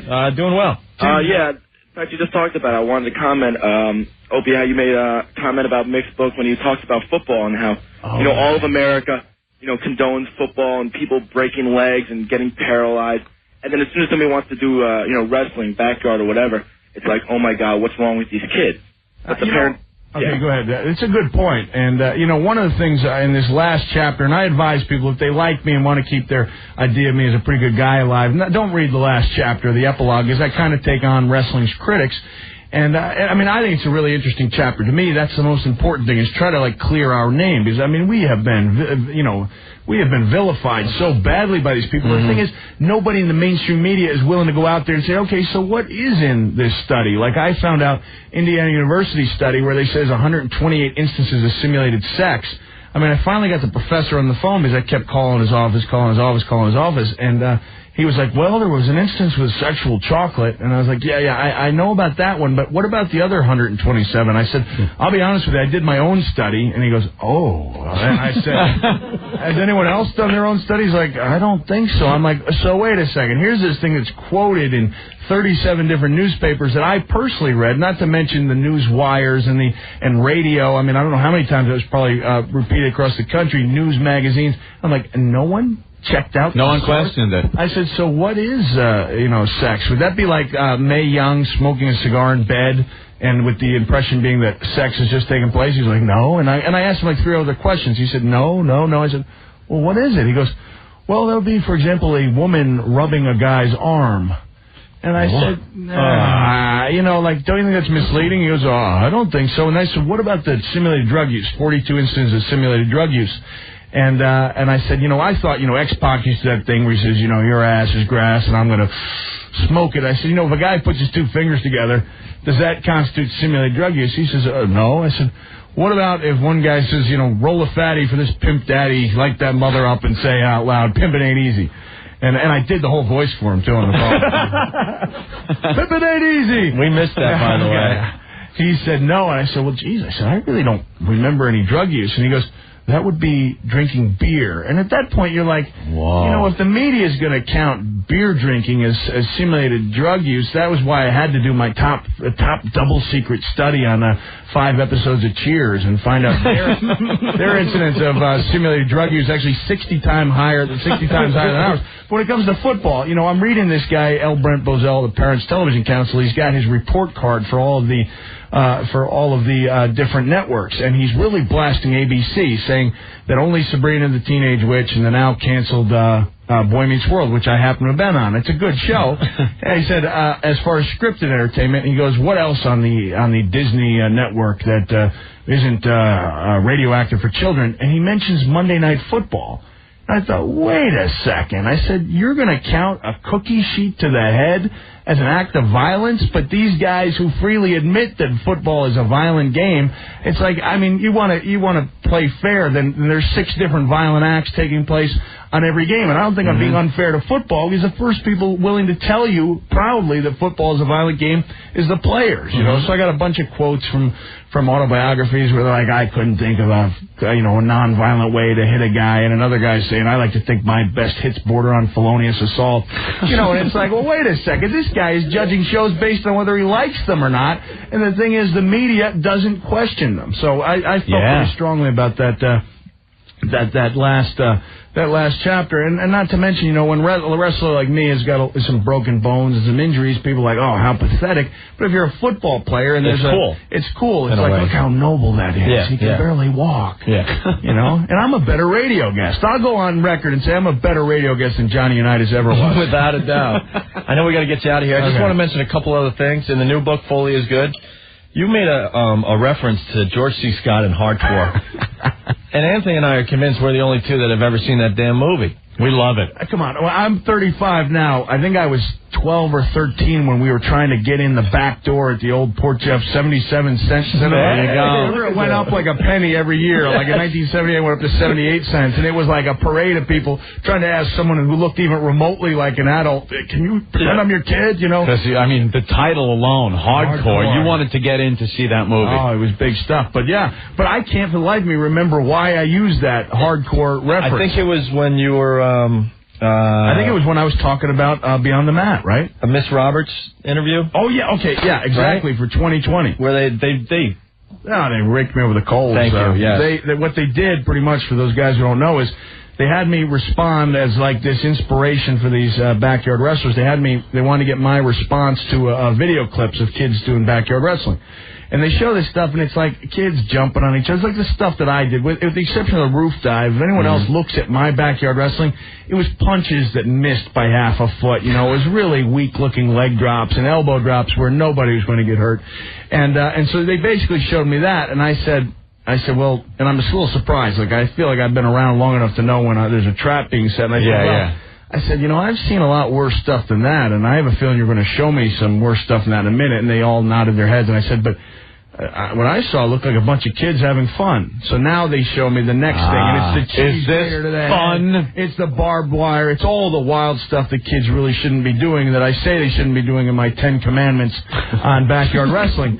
But when the show airs 2 days later, they ask me the question. They show me the violent footage. Oh, boy. Say, Mr. Foley, what do you think? And there I am going, hey, it looks like a bunch of kids having fun. Having fun. And I was like, you can't do that, you know. And that's when I realized that basically respected news magazines like 2020 are, in a sense, every sense, faker than professional wrestling. Is that when so you're watching the clip happen? I'm watching the clip, and I said I felt like George C. Scott watching his daughter earn a buck the hard way in hardcore. And like you guys say, there we go.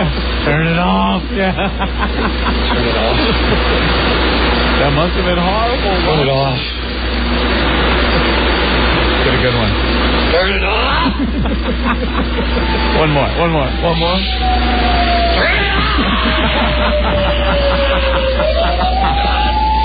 God. Now the weeping one. You know what? It works so much better with the film running. If it was a guy watching a video now, it wouldn't mean they wouldn't have carried the weight. It's like, you know, we talk about that movie all the time when he was in the seedy hotel and all the porn people were coming. And he had to act like a porn director. Oh God, what a hilarious! He's auditioning the guys, and they're unzipping their flies and pulling their junk out. And I'm Big Put it back. I'm Big Dick Black. Oh, where is that one? We got all the clips. Put it back. Yeah, it's now a comedy though. I saw it recently. Put it back. Laughing through the whole thing. And here's one of the people that were auditioning. I'm Big Dick Black. Hey, remember that? Big Dick Black came in. Yeah. I'm Big Dick Black. All right, two really quick things, and then we'll let you go. You want to nail Barbara Eden? Yeah, that's a recurring thing. Well, so do I, though. My top 10 list, you know, is actually kind of fun thing. You know, it's a chapter entitled Super Dad. I should point out, it's really 2 books in one. It's a sweet, sensitive story about a father doing his best to raise kids while holding down a kind of wild job, and it's a wrestling book. So for your audience, skip the Super Dads and the Boy Who Saved Christmas and all those people, now, unless you're secretly a sensitive guy like myself. But in this chapter, Super Dad, I list my top 10 amusement parks, top 10 roller coasters, top 10 movies, TV shows, and Christmas songs. And I was going to include a top 10 list of people over 50 that I'd like to nail. And Barbara Eden would have been right at the top of the list. Over 50. I wanted her growing up. I Dream of Jeannie. I was convinced that was a live show. I'd watch to see if something was going to slip out. Well, don't you think? I mean, I'm a pretty big star here. I've written a bestseller. I've been on TV. Got a documentary where my kids are watching. Come on. Don't you think? I mean, there's a chance that Barbara Eden now in her mid-50s is watching that, going, "Yeah, which means you might even have a shot. You never know, point. And I've got that understanding with my wife that should the Barbara Eden opportunity present itself, that all bets are off. I got that with Drew Barrymore, with my girlfriend. Everybody's got to have at least one. You know, I've got like 17. You know. We start getting into 70s porn star Kay Parker. You know. Yeah, but the image of it, the thought of it might be a little better than the reality. No, I doubt it. Really? I find older women very attractive. Really? Like even Barbara Eden? Definitely. I think once you had Barbara Eden's clothes off, you might be a little disappointed. No? No, because I'm one of those weirdos that sees the inner beauty in people. Yeah? Yeah. Okay. That's what I say to myself when I look at myself with harsh overhead lighting in a full-length mirror. I'm just thinking Barbara Eden's person on the inside. Barbara Eden's inner beauty wouldn't be as tight as other people's inner beauty. You know what I mean? Don't you talk about Barbara that way. And finally, he loves Britney Spears too, Anthony. Who doesn't? Yeah. Oh. Come on. Tells a good story about Britney Spears in the book. It's a good story. It's a nice, sweet story. She's doing it to me. And I had to actually, I get into this idea that we met Britney, and Britney didn't know who the hell we were, but that's not the story we told. We got back to the dressing room, And I had this little fictional relationship with Britney going on. Blue Meanie was a big Britney fan. I mean, much bigger. I mean, I'll admit, I danced in the seat whenever Hit Me One More Time came on, but I wasn't that big a fan. But the Meanie was like love struck. So I had Miss Kitty, who was the cat who was fired. Fired. She would leave messages on my cell phone saying she was Britney Spears, and just little things, believable. Believability is the key. You can't say, "Oh, I wanted you so bad." It would be more like, "Hi, this is Britney. I just want to say I really liked meeting you, and I want to see you. Hopefully you'll be on tour when I am, so I'll give you a big hug." Stuff that sounds legit, And it was all supposed to start taking a seedier turn. And about that time, my daughter, who was like 5 at the time, started really liking Britney. And there was that part of me that said, I can't have a seedy relationship with Britney Spears, even if it isn't real. So, your fatherly thing kicked in. I'd like to see if Britney likes it, because it is a nice story. Mm-hmm. And I regret saying that up close she looks suspiciously like any other 17-year-old. But I mean, that's about the worst thing I say about her. I mean, I'd like to think that she saw it. She'd probably be really offended by that. Probably, yeah. All right, we got to get you out of here so you can go to the book signing. The book signing. Listen, guys, if you're Long Island people and you can't make it out tonight, then we got the one at Long Island tomorrow in Stony Brook at Porter's from 7 to 9. And then you guys say you have quite a following in Poughkeepsie. Without a doubt. Yeah. You're going to be there Saturday at Media Play, South Hills Mall, 5 o'clock to whenever, basically. Yeah. Hey, if this thing's still doing good in a few weeks, can I show back up in studio? We'd love to have you back. Because we're just getting started. I mean, everyone wants to talk to you on the phone. I know. You keep looking over there. I'm like pointing at this screen here. Sorry. I saw you. I keep going like this, and he's like, who's he? Who's he pointing at? Phone calls out the front door. We'll answer those phone calls next time. But, next time, all right. But he's going to the WWF restaurant. He'll be there in like 15, 20 minutes to sign the new book, Foley is Good. Mick Foley, this has been a pleasure. Seriously. My pleasure. Thanks a lot. Hey, come back soon. I will. The Opie and Anthony Show. You will never see a more wretched hive of scum and villainy. 102.7. WNEW. Hey, Anthony. Yes. Worldwide Monkey. You know what, though? Hold on. I'm going to do something for the faithful listeners that hang out through the commercials. And this is going to be a huge coup. Yes. Huge. Yes. Absolutely huge. Okay. Pair of tickets to see Aerosmith at Jones Beach on Wednesday, June 20th, before you can buy them. Aerosmith with Fuel. That's huge. It's huge. That's huge. Stupid idiots. Change the dial as soon as Mick Foley left the studio. See what you missed? Well, they don't even know because they're not hearing this. Tickets go on sale this Saturday, May 12th, through Ticketmaster and the Jones Beach box office. You want to see Aerosmith and Fuel at Jones Beach? Be, 12th caller, 212-757-1027. Anthony. Yes. There you go. Worldwide Monkey. Greg. Worldwide Monkeys has several varieties of Mother's Day monkeys for customers to choose from. Each of their monkeys, and they have the chimp, which is black, the gibbon is white, and the orangutan, which is marmalade colored. Yes. And each of them has a baby that can be added. For example, dads can send Mama Chimp with babies to match the number of children she has. Isn't that adorable? And Mom Monkey, the Mom Monkey can have garland or flowers or a Mother's Day ribbon included. Another package is the orangutan mom with baby orangutan and a copy of the video Orangutan with Julia Roberts. How about breakfast for Mom that includes Worldwide Monkey pure maple syrup and pancake mix. All Monkey Grams start at $39.99. So call them. Easy to remember number, 1-800-858-5101. Send a monkey to your mom with a message that reads, from your little monkey. Call 1-800-858-5101 or reach them on the web at worldwidemonkey.net. tomorrow. Opie and Anthony's Wow Road Trip on WNEW. Pinnacle Horny Goatweed is the official sponsor of tomorrow's Wow Caravan. See you on the road. Hello, this is broken down, washed up former WWF wrestler, current best-selling author Mick Foley, and you're listening to Opie and Anthony on 102.7 WNEW. 212-757-1027. It's the O&A show. Look who stopped in to say hi, Anthony. Paul Mecurio from The Daily Show on Comedy Central. Hey, guys. Nice to see you. Thanks for having me. Louis Black's like right-hand man, basically. Yeah. Come on, let's give you the props. We are sort of partners in crime. He was on the show last night, so I was giving him a whole bunch of... I do warm-up on the show, so he and I had some fun in the studio, and he's actually has joy in his life, which is a problem. Yeah, I know. We've been talking about that. Because he won that award. He won that award. He's too happy now. He's totally sold out. He was like a 60s, 50s freak, and now he's like, he's got a 2-bedroom apartment. He's got his socks actually match. It's like, it's not the Lewis I knew. He's going to wreck his comedy, He's got a little polyp inside of him, and it's a little angrier Jew inside of him that's taking away all of his anger.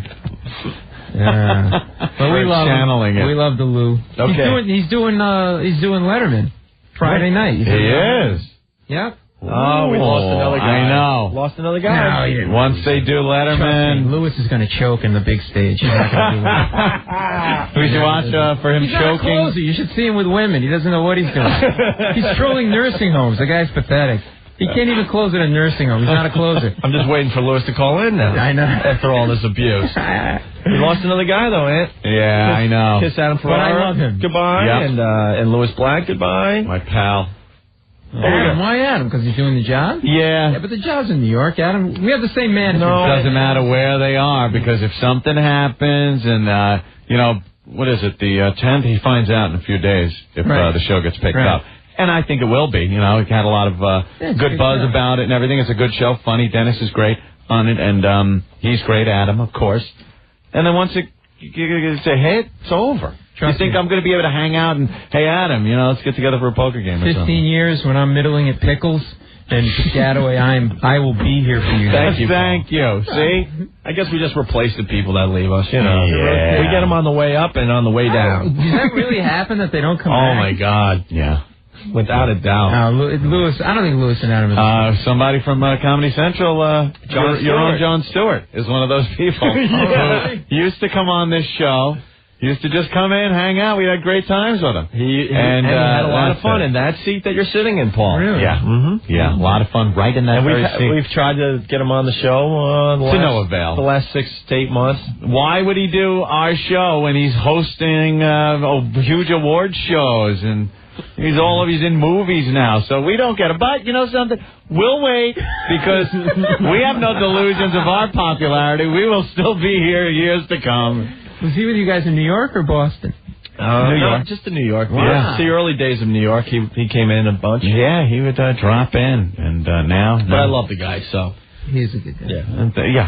That's all you got to say as a comic. But I love the guy. Yeah, I love the guy. Notice, 1987 or so, would we have ever been able to have Andrew Dice Clay on our program as much as we do now? That's true. See? We don't even want him on there. But there's no avoiding it. I kid, because I love Dice. That's all I got to say. And now we get the Jerky Boys on our show now that their careers are done. It's like, great, thanks. Yeah, but we love those guys. But you guys will be syndicated eventually, and then everyone will be coming out. It's not eventually anymore, Paul. It's very, very near future. Really? Very near future. Oh, then I'll never be on with you guys, because you're going to need big names. You're going to need somebody like in Iowa who knows Paul Mecurio. They don't want to listen to some Guinea. They want to listen to somebody...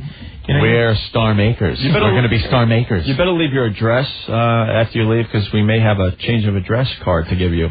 Oh, my God. Oh, Jesus. All right, okay.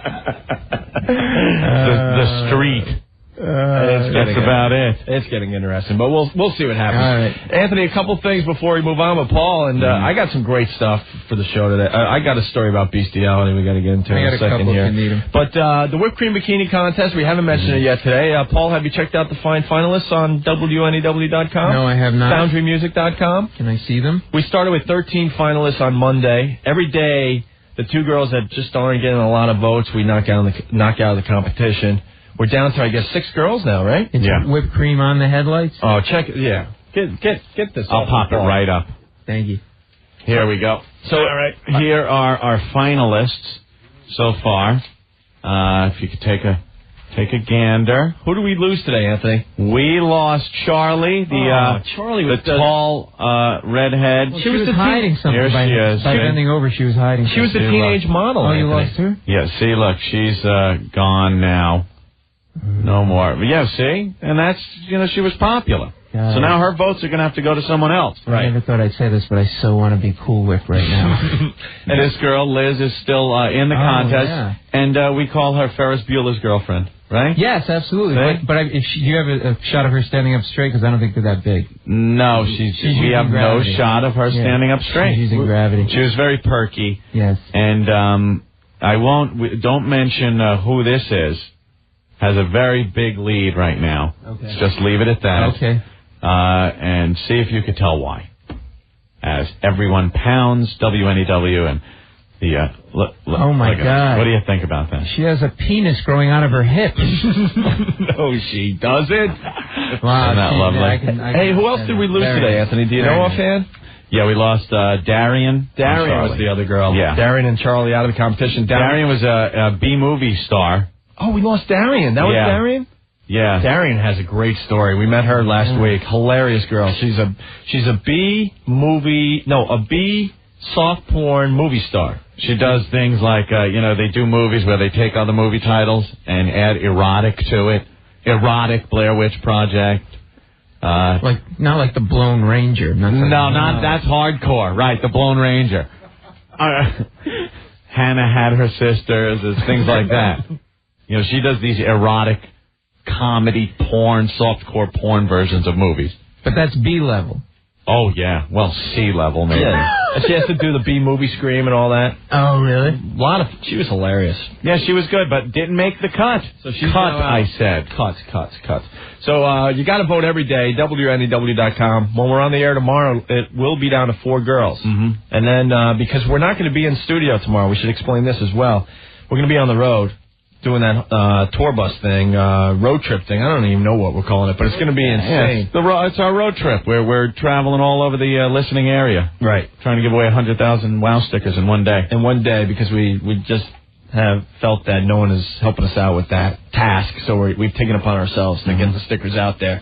We've taken it upon ourselves to really get in there into the streets and get out there. I know it's going to be rough on us in a tour bus full of beer and food. Mm-hmm. Are there going to be any naked women? Well, you never know with us, Paul. You never know. Last time nudity on the bus didn't pan out too well. Your buddy Lewis ended up in jail, so I don't know. But you got a long-term relationship out of it. So that's good for him. Yeah. Where are you touring? Just New York City? Yeah, we're starting. We're going. We're starting in Manhattan, then we're going to Brooklyn, Staten Island, Jersey, all the way up to the George Washington Bridge, Yonkers area, coming back down like 95 over the Whitestone, Queens, Nassau County. We're going to be on the road for 7 straight hours, just handing out stickers and doing the show live. It's going to be it's going to be a mess tomorrow. We know that already. Stay tuned for the mess. By the way, the route we're taking is on WNEW.com and FoundryMusic.com, so you can see us at one of the many stops that we put up there. Okay. Yeah. So what I wanted to say, the whipped cream bikini contest by showtime tomorrow will be down to 4 girls. But we're going to be preoccupied with this WOW road trip thing. Yeah. So we're going to have you guys vote all weekend long. And first thing on Monday, we will announce the winner of the trip to Hawaii, without a doubt. And the runner-up, who will take over the duties of whipped cream bikini queen, just in case she cannot fulfill them by finding out she has morals or something. We hate that. If we find out this girl is morally conscious, we will throw her out. If you are unwilling or unable to be gangbanged on a beach in Hawaii, right? Runner up will step in and take over your duties. Does she get to go? Is it just her? You give her 2 tickets to take a friend or what? Oh yeah, you get to take a friend. No, it's weird because first place trip to Hawaii, second place trip to the Jersey Shore. Swear. Which is almost like Hawaii. You gotta stay at Opie's grandmother's house in the basement. And eat sugar sandwiches. Sugar and margarine sandwiches. We weren't even good enough for the butter. It was, sugar and margarine sandwiches. Well, margarine's better for you. Yeah, when you eat your sugar and margarine sandwich, you don't want to put butter into that because that can really kill you. So, guys and ladies, all you have to worry about is voting every day for your favorite up on WNEW.com and FoundYourMusic.com. It's so easy. We have to take another break because we went really long with Mick Foley, but we're coming back with some really good stuff and Paul Mecurio. So stay right there, okay? Yeah, we can talk about this. Our interview and Brill's content. There's some funny little things in our latest interview that's coming out next week. Very funny things. In Brill's Content magazine. Yeah, the reporter was in here observing, but I never realized when you come in here for a single day and look at what's going on, you kind of get the vibe, but you get a few things just a little off. Right. We take it for granted because we're in here on a daily basis. Anyone who works here on a daily basis knows the routines and everything. But if you just come in for one day and look around, it's like... It's Bizarro show. It's kind of weird what he observed on that one day we had him in here. And it'll be interesting to go over. We'll do that next. By the way, the best article ever written about us and the show, I think. Didn't sandbag you? No, it was. We like when reporters are fair. We don't care what you say about us, just be fair. I haven't read it yet, to tell you the truth. Here, read it during the commercials. Hey, good idea. All right. I'll read it during the commercials. Remember, your only job is to be funny, so why would you read the article? Right. We'll get into it. Stay there. Nude teens. Oh, boy.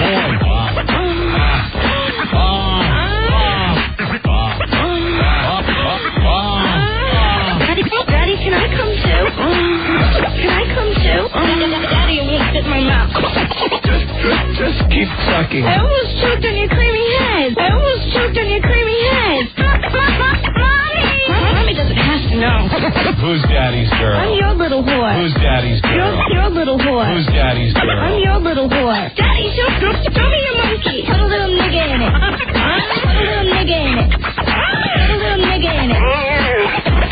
Stick it in my mouth. What's that in your pants, Daddy? God, I can't believe it. Come on.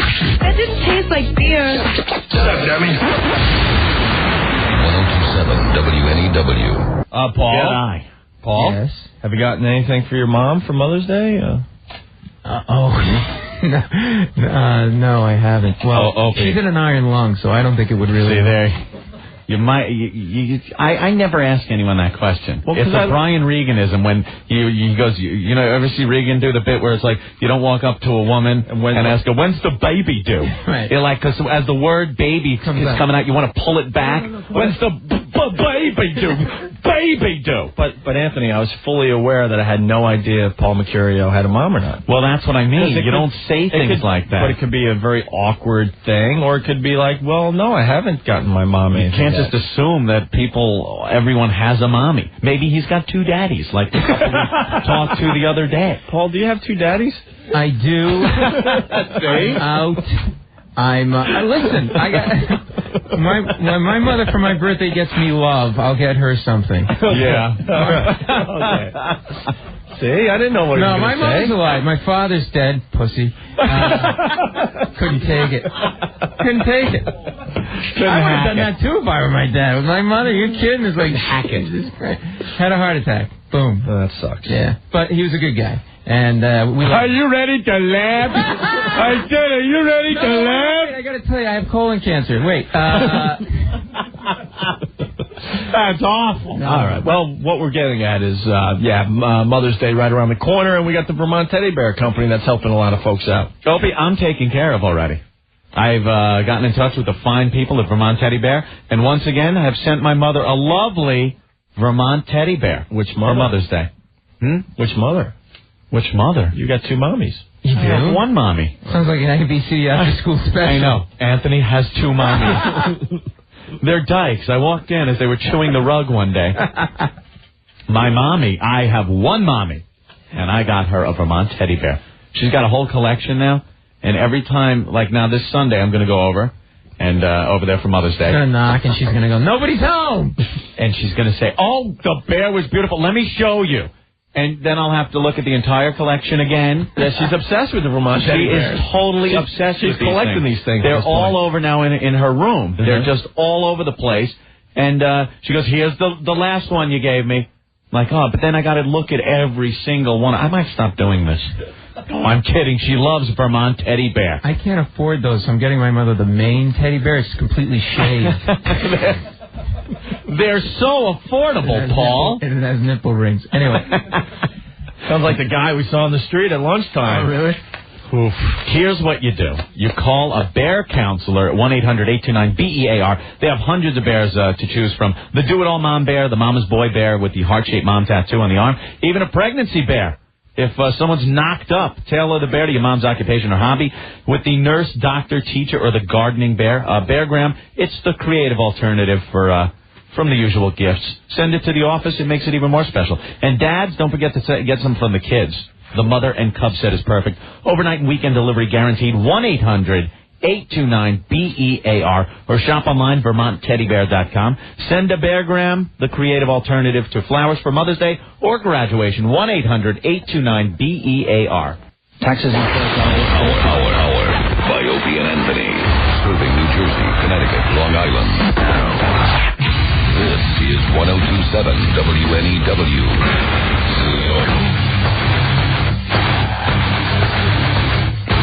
We've got some Godsmack tickets to give away, Anthony.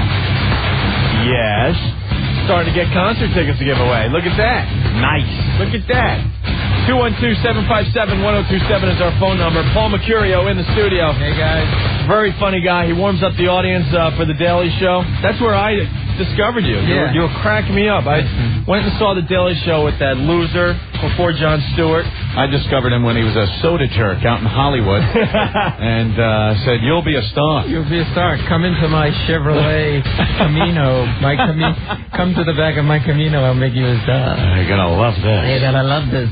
Yeah, with Craig Kilborn. Oh, God, I hated him. I just hated him. I had a dream. I thought the show was so good if they would get a new host, and they did, and Jon Stewart just makes the whole thing complete. I'm telling you. He's good. I got to tell people, because you were warming up the audience, and then Craig Kilborn comes on. As soon as the camera stopped rolling, he would pull up so many mirrors to make sure his hair was just right, his makeup was just right. He had a girl getting the lint off his... He was such a dick. He just was, he would pretend like it was a game. He would pretend like, no, this is just me. But he really... Right, but he was really like that. Yeah. John better watch his ass, though. We were talking about this the other day. Right. And I'm a huge fan of The Daily Show. Right. And I've noticed John he's getting a little, I don't know, what's the word I'm even looking for? He's trying to... Loose? No, he's not getting loose. He's like, all right, I'll give you an example. When Costas was on, Bob Costas. Right. They're both sitting there laughing about how the Costas-Vince McMahon interview went. Yeah. And it just seemed like they were so above anything that it couldn't possibly be entertaining to, or that Vince couldn't possibly be a businessman or successful. And it was ridiculous. Yeah. He didn't seem like a guy that was fun, just a hangout kind of guy. John. No, like he used to be. No, he actually is. He seems a little snobby these days. Yeah. Ant's obsessed with this lately, I'm Paul. getting pissed Don't off. worry. We're not putting you in a bad position. No, I don't know how this to... is just Ant's feeling. I'm saying I still love the show. You need to see a bear counselor. I might have to send him a bear. What does a bear counselor do for you anyway? They counsel you on what type of bear to send your mommy. A bear counselor's driving home in their Dodge Dart saying, I've got to reassess my life. I'm a bear counselor. Not to make fun of it's a fine product. Yes, they help you pick out that special bear. They help you with your phobias. A fine product, as is The Daily Show. I have a phobia of bear counselors, and so I listen. I don't know. How am I supposed to? He's taking too much time off too. He's taking too much time off. I'm telling you, Anthony. Although I love Colbert, he's hysterical. When he Carell's funny. He stands in. Yeah. Colbert's better though. Doing the stand. Okay. When he does the guest host thing, I left my ass off. Paul, he's obsessed with this. I understand. Just go with it. I'm a huge fan of The Daily Show. Mr. Stewart, he has a phalanx of publicists and people. Right, you can't even get through to him, see? I can't. See? You know what he calls me in the hall? Peter or Phil. He never gets it right. Hey, Phil. Hey, Phil, what's up? I personally love Jon Stewart still. I didn't say. See how we do the good cop. I didn't say I don't enjoy watching John. I say he just better watch it. Maybe that's it.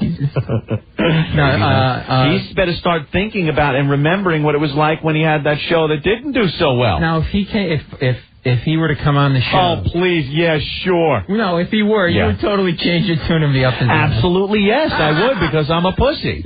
I would totally be buried in his ass, but since you're involved in the show and he's not here, I can do it to you. No, I would say how you're losing it to him. I would talk about how Paul has completely lost his down-to-earth kind of thing. He's getting this huge head. A nice guy. And I would do that. He comes in and he wants to plug one night around the corner at Hamburger Harry's. Right. And then to be safe, I just bash Lewis because that seems to be fair game for anyone on this show. Because we love Lewis. Because we love everybody. I love the guy. We kid because we love. But Jon Stewart, I love the guy. Okay, good. It's great. Anthony, moving on to more important things, in my opinion. There's nothing more important. The brand new Time Out New York has come out. Yes. And I'm obsessed with Jamie Buffalino's column in the back called "Get Naked."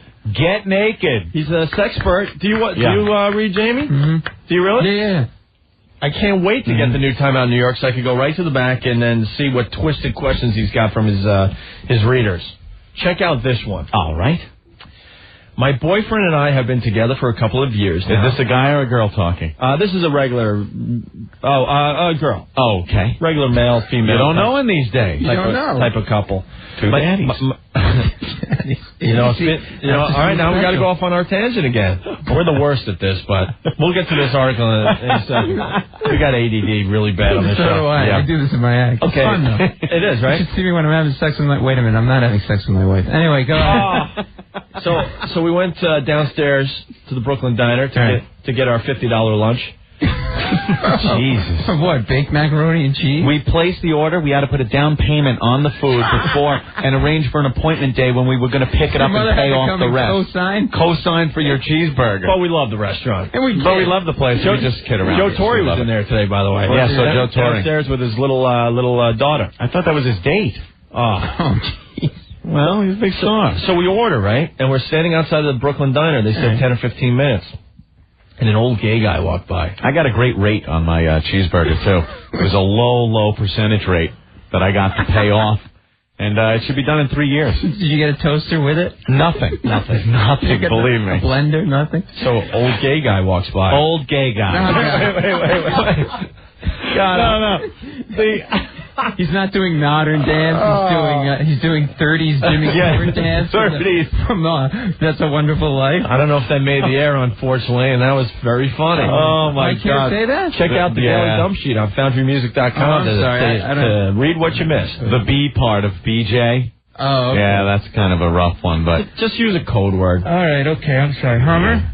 Hummer's good. Oh, okay. Fine vehicle, too. All right, anyway. Okay. So, Anthony and I have discussed this. Nothing worse than old gay guy. Old gay guy. We see him walking down the street. Now They're angry. They're very angry. Right. A lot of anger. He's got the earrings in his ears, right? He's got the jean shorts, the gray hair, kind of trying to keep it long, kind of hip, the jean shorts, and he's got the gay walk. You didn't say jean shorts. Not only jean shorts, but they're tucked up nice. They're real tight, nice and high. He's got like the gay apparel, the gay bag that the gay guys will carry. Probably a puffy shirt like Errol Flynn, like he's going to swashbuckle at any moment. He's going to swing over on the mast to another ship.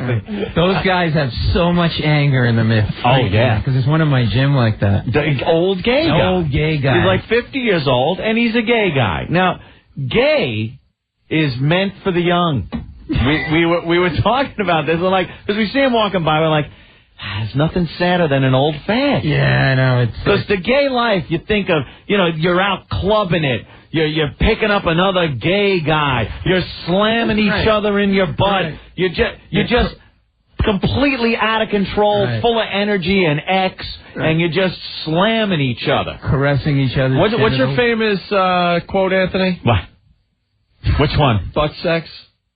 is meant for the young. It's meant for the young. You can't be an old fag. You know, that's in Bartlett's book of quotations. I know, it's famous. And it's credited to me. So did you make eye contact with this guy? No, he's just walking down the street. By and it was just And he was old. And was he swishing? Like the whole Very much so. He's swishing down the sidewalk. I hate the short shorts. I lived in a house, in a rooming house in New Rochelle. Get it out, and, Paul, get it out. And the guy I lived next to me was this really gay guy. When he had short shorts on, and I don't know what he did. I think his whole job was to just be gay. It seems like a full-time job. I think somehow he got an income from that. You know what? That's not even a joke, because Psycho Mark's roommate is a gay guy, and his whole job is to be gay. Just be gay. All he does is work out, right? He works out twice a day, and that's pretty much all. Shave his chest. You got to do that. You got to shave. You got to wear the appropriate clothes and go to the appropriate night spots. And then that's your job. You get home and go, oh, I'm exhausted. One more slamming, and I'll cash it in for the guys, night. especially old gay guys, do not like comedy. Do not like stand-up comedy, especially stand-up comedy from men. Do not like it. Very hostile. They'll just sit there, very judgmental, saying, I'll never have that. I'll never have that. They're bitter because they can't do what they used to do. Well, they're thinking back Studio 54 days. They're not limber. You know, now it's going to be, wait, I got to get the walker. If I'm going to bend over like that, I need a spotter. I need my physical therapist. They remember the days of cocaine and colon for everybody. And now, you know, you're swishing down 57th, and two straight guys are looking at you going, it's so sad to be an old gay guy. Who wants to go anal with a guy with a catheter bag? Come on. Right. Psycho Mark. Well, how about the Rear Admiral? What about him? Well, we're trying to tell Paul that you live with a gay guy, no secret. Oh, yeah. An older gay guy, and his whole job is to be gay, right, Mark? Yeah, he goes to the gym twice a day, buffs up, walks around the apartment like he's a feather, and does nothing all day. Does he come on? Has he ever come on to you? Yeah, he gives me great butt sex. Cool? Absolutely not. Cool. Roommate. I mean, you know, you live with a person. Yeah, well, the guy's swishing around. You're a little drunk. You haven't gotten anybody in a few weeks or months. Yeah, so I go right for the man butt. Hey, Ben wants to add something. Ben? Mark, how many times have I been over there and he's walking around without his shirt on? He walks around with these little spandex little shorts and walks around. That's his job, though. Yeah, I rub his chest hair. I give it I give it a touch. How's that for a topper? That's a tool. All right, Mark. No, but it's totally true. No, they swish around, and it's just, what are you going to do? Is he angry? Is he bitter? Well, now that he's older, a little bit, because, he doesn't get as much ass. But the rich, he's a rich guy, though, right? Yeah, he's loaded. See, the rich gay old guys or famous gay old guys can still get, like, look at Liberace. He had the young Cabana boy. Oh, absolutely. Look at that other guy that died of AIDS, that invented AIDS in the celebrity community. Rock Hudson. He had the young gay guy. See, so if you're a celebrity or you have a lot of money, then you're not as bitter because you're still getting the young man ass. What about Louis Anderson? Louis Anderson, he's paying for it. Fat old gay guy. Yeah. Well, you used to be a DJ on Q104. All right, relax, Mark. But we're talking the standard village old gay guy that's still got to pound the clubs to try to find him some man ass. Hey, Mark, moving on to something else. Are you kind of bummed that you weren't mentioned in the Brill's content interview that's coming out next week? Well, for that fat F that hangs in the studio, that stinky son of a bitch. Dude, I'll tell you. Rick shouldn't cry about it. Who are you talking about? First one to let him in. Who are you talking about? Well, Big Kev, right? And Brill. Hi, Mark. Hey, you sitting right there? Yeah. Good. See, you got your moment of fame. That was it. You hung around the studio long enough so you could get mentioned in Brill's content. But you don't have a floating head on FoundryMusic.com. That's right. It doesn't come and attack you with FBA. There, he got it. Big Kev. No, I remember, Rick, he would always, come on, Kev, come on in. No problem. Kev brings some pretty entertaining guests onto the program. No, very entertaining. Last one was Balloon Guy. Almost killed the show. Of course, who could forget the robot from Lost in Space? Ooh, not the voice, the guy in the suit. The guy in the suit. That's true. More Give us a good one. Give us a good one that you had, that you got us. Kevin Smith. Oh, Kevin Smith on the phone, sure. And Dr. Smith. And Dr. Smith. He's in Dr. Kevin Smith. All right, Mark, we got to let you go. Well, I got to go smoke some AK-47. It's back in town. Did you talk to your doctor about AK-47? I'm going to go hang out with Tom Brokajar and smoke some with him. All right, man. Tell Tom we said hi. He's so bitter that he didn't get in the Brill Content magazine that he's freaking out. It's going to come out next week. We're going to go over the article in a little while because it's funny. The writer had some... Total fluff piece. It is, but... He's upset that Big Kev got a credit in there and no mention of Psycho Mark. Yeah, the observations that the writer makes it's entertaining. Okay, can I get back to the letter then? Yes. The Get Naked column from Time Out New York. So, okay, here it is. My boyfriend and I have been together for a couple of years now. Mm-hmm. And we both enjoyed... Have you started the article? Okay, just let me ask this. I thought you were just having a casual conversation. Oh. What a dick. Isolate that. My boyfriend and I have been together for a couple of years now. God, that's going to be in a promo now. How's that for a topper? I got my junk in my hand. All right, I do. I got all your, uncomfortable quotes here, ready to go. Very comfortable. I want to see a bear counselor. All right. All right, my boyfriend and I have been together for a couple of years now, and we both enjoyed Beastiality before we met. Whoa! Before we met. Very nice. What are the odds? The guy into the Beastiality and the girl into the Beastiality. Nice. So easy to hook up a threesome that way, right? A little kennelration and a whistle, and you got a threesome with your chick. What are the odds? What are the odds? Well, they met at a Beastiality forum. Yeah, well, that could increase the odds. All right, here we go. Now I would like to explore that part of my life again. I am not into being with other humans. This is the girl talking. But with animals, there is no emotional attachment. That's true. Basically, it's like enhanced pleasuring yourself, because we're not allowed to say the M word anymore. But my boyfriend doesn't feel the same way. He thinks it's cheating. Come on. I still think it's not like being unfaithful with another human. What do you think? These Calm down. You're gonna take this, you bitch. And I mean bitch. Is that amazing? Do I smell milk brown on your breath? You're cute. Could I take you home tonight? You're tight. You have Alpo on your collar. You're cheating. Oh, God. I love this cock. Talking about the rooster, don't dump out. Of course. Got to make sure they don't dump out, though, Anthony. Yeah. Is that an amazing letter? Why did she... It's weird that she stopped after she met the guy who's also into Beastiality. Why would she stop? Keep it going. Why well, they wanted an exclusive commitment to each other. Yeah, they just looked at each other and she looked at him and said, I hear you have genitals. You're right, I do. Would you like to see them? Well, I've never seen you lick them. I like my partner to be able to lick his. It kind of gets the foreplay. Right. Well, just sit and watch.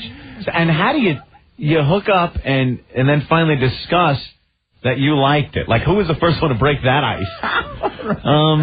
By the way, ever look at a dog and just see like, God damn, I gotta have some of that. No, it's sort of like, so what do you like to do in your spare time? Well, I like to read and nail dogs and.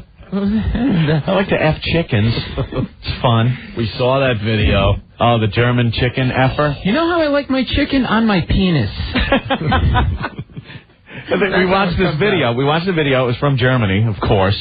And there's this big German guy. He's naked in a barn. He's got a chicken in his both hands, and he's holding it down there. And you just hear the chicken going. It was so... like dying. It was so disturbing. And he's like going, yeah, ooh, chicken, yeah, yeah, chicken, yeah. Yeah, I don't know what's German for but chicken. For your kids out there, he was wearing a condom. Yes, which is very important when you're effing chickens. Okay, that's all we say. And don't do drugs. Hogan, get me a chicken. So let's go to Mike. Mike, what's up? Hey, what's up, man? Hey. I work with this dude that openly admits to sleeping with donkeys for like the last 10 years. How do you sleep with a donkey? You don't sleep with F them. Yeah. Listen. Get it straight. No, what he does you is... snuggle and spoon. You spoon with a donkey. No, what he told me was, I heard this, almost fainted. He said he has to put a quarter in the donkey's ear to, like, distract them. And then he takes the donkey's legs and puts them in his... In a what? In a what? In his pocket. Like, he takes the donkey's legs and puts them in his front pants pocket. Wait, donkeys are big, horse-like animals. I know they are. And everyone knows you put the legs of the donkey in the boot. And it's the sheep that you do that to. Right. You take a sheep, you take him to the edge of a cliff, and then you push forward, and you put the rear legs of the sheep in your boots. Then you go to town, and as you walk forward and try to push the sheep off the cliff, it'll back up real hard, and, you know. It's all in your upcoming book. Yeah, before you know it, you're effing a sheep. And it feels so good. Jerry. Grab a handful of wool and go, yeah, you bitch. Make me a sweater. Is it Jerry or Jerry? Jerry. All right, what's up?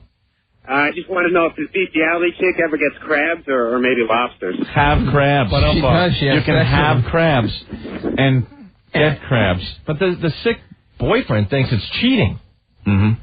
He thinks it's cheating if How she could goes it be back to cheating? if she goes back to the bestiality thing. So his answer, it's kind of long, but I'll just read a little bit of it. Well, my first thought is, God, I hope my mom isn't reading this. Yeah. Says the columnist. My second thought is, perhaps it's time to find a new line of work.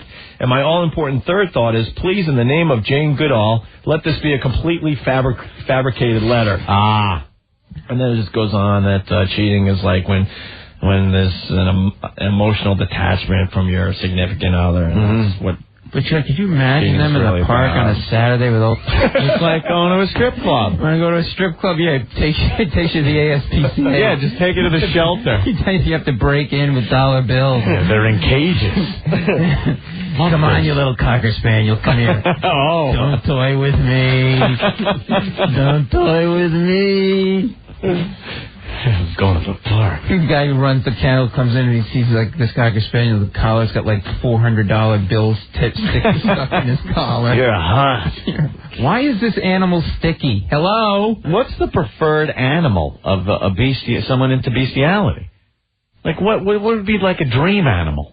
It's got to be. I don't know. It's got to be dogs. You think a dog? We've seen the dog videos on the internet. They say if you put the peanut butter down there, the dog will the dog. Yes, that old urban legend of the girl that came in and the surprise party happened and she had the peanut butter out. What? That happened to a friend of mine. It was a friend of yours? A friend of mine's cousin. I thought it was an urban legend because I heard it from a guy who said it was from his cousin's uncle or something like that. No, I know one of the guys that surprised her. Oh. It was like a surprise for her. Yeah? She was naked and the dog was doing the thing. Interesting. Yeah. I didn't know that was... Because I was at the wedding where the groom told everyone to turn the plates over at the reception, and it was the bride with the best man, a picture of it on the bottom of every plate. I was at that wedding myself. Well, the best man was effing the bride. The bride, yeah. Yeah, I was at that wedding. So that's not an urban legend either.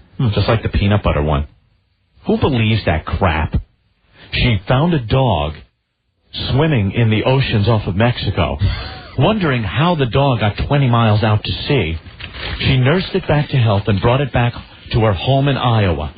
When the dog attacked her cat and ate it, she took it to the vet thinking it had rabies. The vet said, "Oh my God, do you know what you have here?" She said, "A dog from Mexico." "No, it's a giant water rat." You know, people believe anything. Little Mikey ate Pop Rocks and drank Coke and exploded. Right, there's a guy that lady lived in Belmore. Was it Belmore? Yeah, I thought it was Iowa. No, I made Newsday. Damn, I missed that one too. That's a real story too. What a crap! I love when people try to tell you these like they're real. My favorite though. Did I interrupt you? I think I did. Go ahead, No, Paul. that's all right. No, I'm listening. We're off on another tangent. No, See what happens? Go. It's like Mr. Toad's wild ride of conversation. Hey, a train's coming toward me. My favorite urban legend story is the forest fire one. Yeah. Where there's a forest fire, and so they get the planes that scoop down and get the water to put out the fire. Right. So they put out the fire that way with scooping the water from whatever the lake or the ocean or whatever is nearby, and they put out the fire, and then they go in to... Do they put out the fire? Yeah. All right. Sorry, Paul. So then they go in the woods to kind of, see what the fire was all about, and there's a scuba diver. Yeah.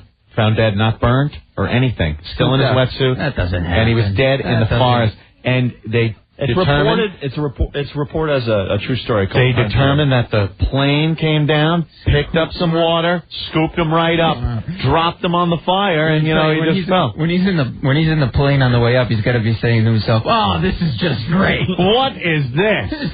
8 million divers in the water. This jerk's got to get me." And I was afraid of sharks. I had to listen to my wife. Go near the surface. The things are cooler up there. Well, I'm above the surface. Are you happy now? That's great. I mean, that is such a fabricated story. But think of the poor guy. I would think the first thing that would hit my head is UFOs are real. They scoop because you're now in the water, floating around, looking around. There's just metal around you. As I'm falling, I'm thinking, now, what did the guy at the store say about this wetsuit? Can it keep from being stabbed by a giant pine tree? I never learned this in scuba class. What do you do when you're plummeting from a few thousand feet? Is it 8 quick breaths and then hold? Or is it just, Mommy!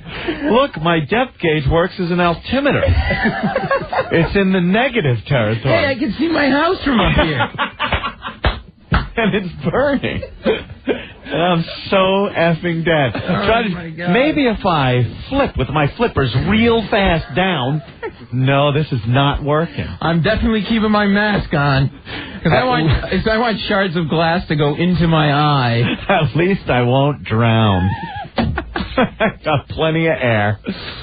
All right. Maybe he took his weight belt off, thinking that would save him. Let me get a belt off. Oh, there, I'm fine now. I'm falling so much slower right now. But look at that weight belt go. Hello. That weight belt is screwed. Billy. Newton. What's up, jackass.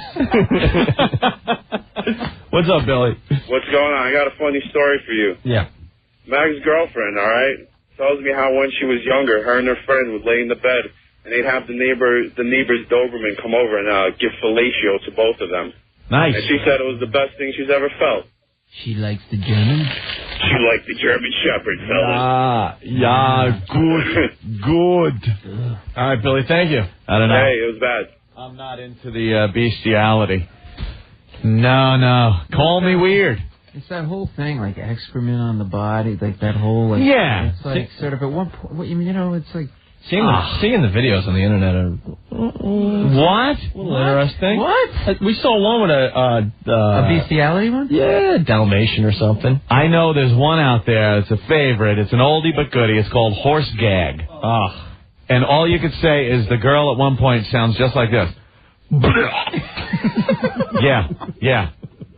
That's all I can do to describe it. You fill in the blanks. But who would want to go near the back end of a donkey or a horse? I don't know. It was called being stump broke. If a horse is stump broke, because it could just stay right near the tree stump that the guy's got to get on to do the horse. You guys got to be thinking I should get a saddle. How do you get behind a horse? You approach from the side. And just no, you work go up. your way around. You go with flowers. Yeah, there you go. Oh no, flowers. He's trying to have sex with me again. Carrot. That's all you need. Wilbur. Oh no, Wilbur. You know Wilbur and Mr. Ed were going on. He doesn't even bring me sugar cubes anymore. Did you what? You think it was a coincidence that cardigan was like a waist size, didn't go over his crotch? He had ready access to the equipment. You know what I'm saying? He could pull the junk out at any moment. And not only that, now that you mention it, how about Mr. Ed's stall with the double doors? Exactly. He could shut the top one, just open up the bottom one, because that's all he really needs for access. And how do you think? That's how you get a horse to talk. Ouch. Why do you think no donkeys talk? Oh, well, it was one donkey. What was the donkey that talked? No, they don't talk either, because you can't get behind them because they kick. They kick you. It's not going to be my quest. God, how do you feel, though? How do you feel? You know, sometimes... I think you feel used. You know, sometimes after you, especially when you first started, you're taking care of yourself when you're younger, you kind of felt a little weird and creepy and dirty when you were done. Did you really? Yeah, because I'm talking right when you start the habit of, and I do call it a habit, of cranking it. I did, because my father would join me. And Man, I was the opposite. I was like, this is cool. It was great. But you felt I had superpowers. When you got done, you felt a little dirty? Put it this way, you felt weird about cleanup time, and you just wanted it done with. Cleanup time? How were you going all over the place with this? No, but what the hell are you? What's there, liquid pledge coming out? Get the little napkin there. You're right there. The sock. The sock or something. It stands on its own. The sock? No, the thing is, you don't just finish and pull up your pants and leave. You think about what you did. Yeah, there's some cleanup time. There's some inner turmoil. And a little bit of like, oh, God. What have I become? Yeah, right. What have I become? And if you're doing it 3-4 times a day, you really start assessing what have you become. Right. And I'm just saying, could you imagine after you're finished with your dog? No, I think if you build to that, I think what happens is you're like, okay, what have I become? You do it, and then you just become accustomed to it. You go, it's not a big deal. I'm just, whatever. And then it's like, women, okay, but then, and then you get bored with women and you try it in different holes. And then, it's no serious. It's like boredom. We get bored as a society. And then right? your dog? Yeah, and then your dog. You're petting the dog and you kiss the dog, right? Maybe you French kiss the dog and you're like, oh, that wasn't so bad. I French kissed the dog. And then, the dog has a tick and the tick is, right near his anus. Yeah. You just burn the tick off and you look at it and you go, it's a pretty anus. You right. think about it. And then you... I had an idea. You know what I'm saying? Yeah. Without getting too descriptive, but I think you've already... Before you know it, you're into the beastiality. Yeah. And then it starts. But you feel bad afterwards, especially if you see your poor dog doing that walk across the carpet with his back legs up, dragging and walking on the front paws. You're like, I did that. He wanted it. I did that to him. He was teasing me. He was teasing me. He was breathing. He was asking for it. He was breathing. Jesus. His tongue is out and you're panting. You wanted it. Got that long red tongue. What's that trying to say to me? But Anthony, cleanup time is awkward no matter what, even like today. When you're... Today? What happened today? Not today, but I mean today, you're saying going back when you first discovered you could do this to yourself, but... I mean, in your regular sex life, you get into situations where at the time you're like, hey, this is pretty wild, this is pretty cool, but then when the act is over and you have to do cleanup time, like, oh my God, look at all the utensils we use and all the... Right. Yeah, cleanup time. Right.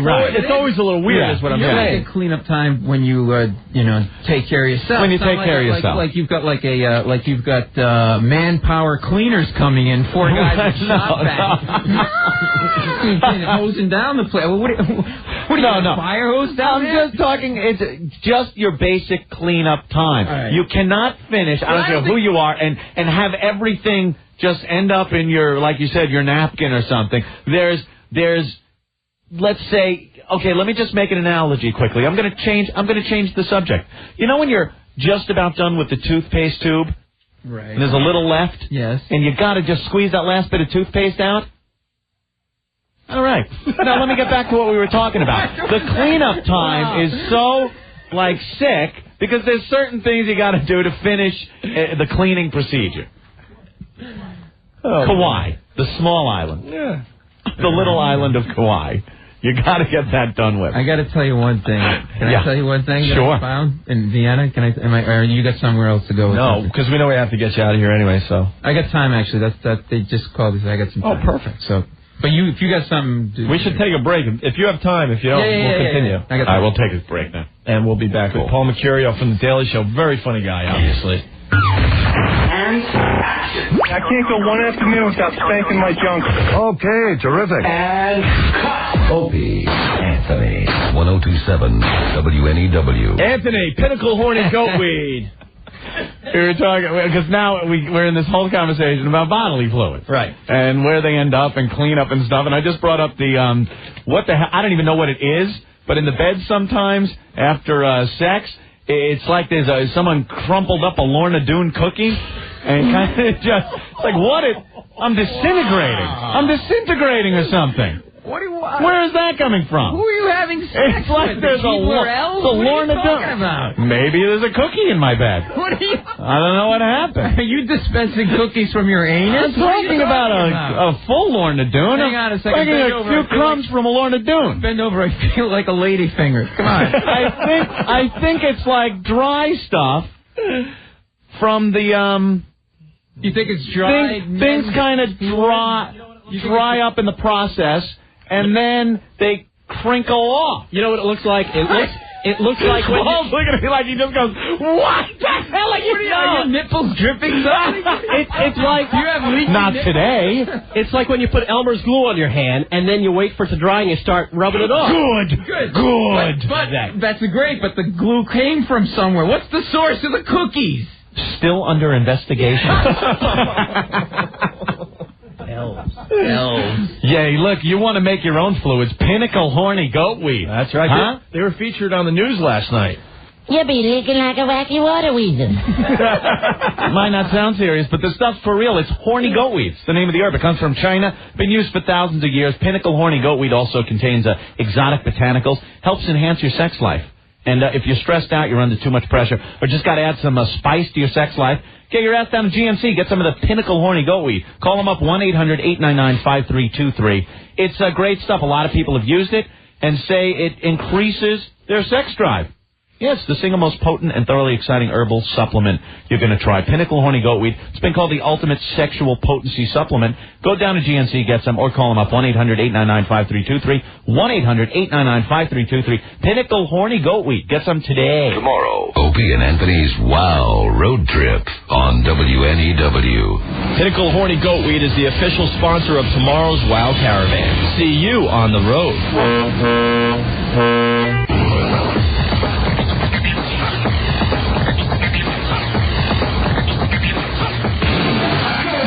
Turn on the PA system and start the fun. The Opie and Anthony Show. Afternoon radio. This is it. You can't go anywhere else. Nowhere to go. That's like saying you don't like Earth. You're leaving. Where are you going? Opie and Anthony. And we finally have control. Yes. 102.7 WNEW. We got Emily, an ER nurse. Hi, guys. How you doing? We'll see if this is a real story or not. Have great story. Emily? Hi. Hi. Yeah, it was. The husband was kind of like propping up the dog behind Now we're him. having fun. A jacket over him. Yeah. Yeah. Jeez, I don't know how far that got. Yeah, hold on. They're going to jump out of that. It's okay. Okay. Yeah. It's all in the context. Emily. Yeah, the story with dogs is that after they release, So bummed. I guess, they get extremely engorged. It's just, I don't know what the broadcast parameters are for bestiality. If it's, you just want to keep it from being That's too why I'm trying to be descriptive. careful. Yeah. I'm sorry. Yeah, Okay. yeah. Okay. So I don't know if you guys got the point at this point. The dog was attached to the wife, huh? What kind of dog? It was a mutt. You know, I wasn't looking Common that... street whore. So basically, you know, both had to be put on a stretcher. Probably living in a doghouse. I mean, at that point, it really just takes time Paul, you for can't everything say dog to kind of calm down. But what? So what, you guys just waited for the dog to calm down? Yeah, we sedated the dog to the point where the dog was relaxed enough that we could Roofies? remove. What you gave it? Some roofies. That's No. so bad. But I'm telling you, I mean, there's a lot of sick stuff that goes on that, you know, us in the emergency room, we get to see. Did you ever get the story, you know, what was going on? I mean, we know what was going on, but where did it go wrong? What do you mean what was going on? The dog lost his keys in her. What do you think is going on? Have you seen one? I wasn't there. I mean, they were completely mortified. You know, I would guess. That's probably the most embarrassing situation you could be in. What the series of emotions are when you realize you can't. What kicks in? What do you do? When do you finally decide to go to the emergency room? You know what? You have to sacrifice the dog. You can't leave the house in that state. Yeah, exactly. You cannot. Fluffy has to go. Yeah, gotta die. Get the hedge clippers out and one bullet. Right. Yeah. And the dog is extremely agitated at that point, too, and the woman is completely... Because the dog doesn't have Blue Cross Blue Shield, and he's paying for this thing. Sorry, Fluffy. Yeah, we had to give her stitches on her shoulders and stuff. It was... Stitches from what, the claws? Mm-hmm. Yeah. Oh, my You God. like it, bitch, don't you? It was probably the most bizarre thing I've Why come would you across wrap in an the ER. claws? You would want to wrap the, at least have the... Yeah, good. Very, very good. Well, Wrap the claws. Seems like Paul's you don't get maybe hurt. she likes Speaking feeling the from nails on her experience. back. I don't know. All right, Emily. Very good. Thank you. All right. Bye-bye. We have my wife Macra made some paw covers for the dog. And, that's all I'm saying.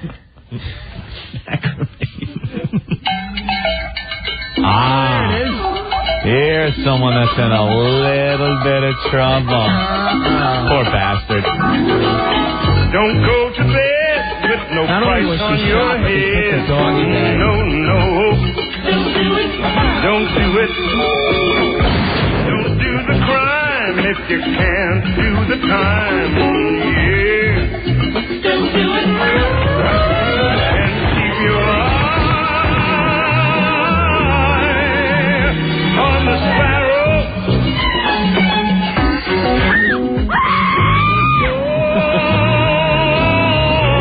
You're a filthy whore.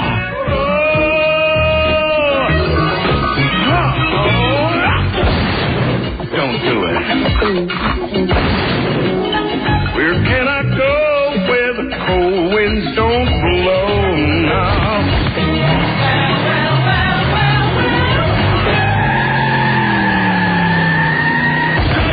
It's that funny. Oh, look at that.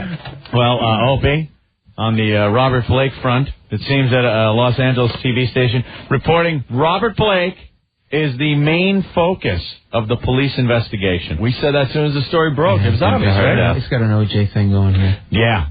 But see, Blake was a little smarter. He hired someone to do someone else to do the deed. To do the dirty work. Right. OJ, as we all know, did it himself and somehow got away with it. We all are still to this day amazed at the cunning of OJ. He has a videotape of it. He had a friend come, a videographer come in the bushes and tape the whole thing. Not admissible.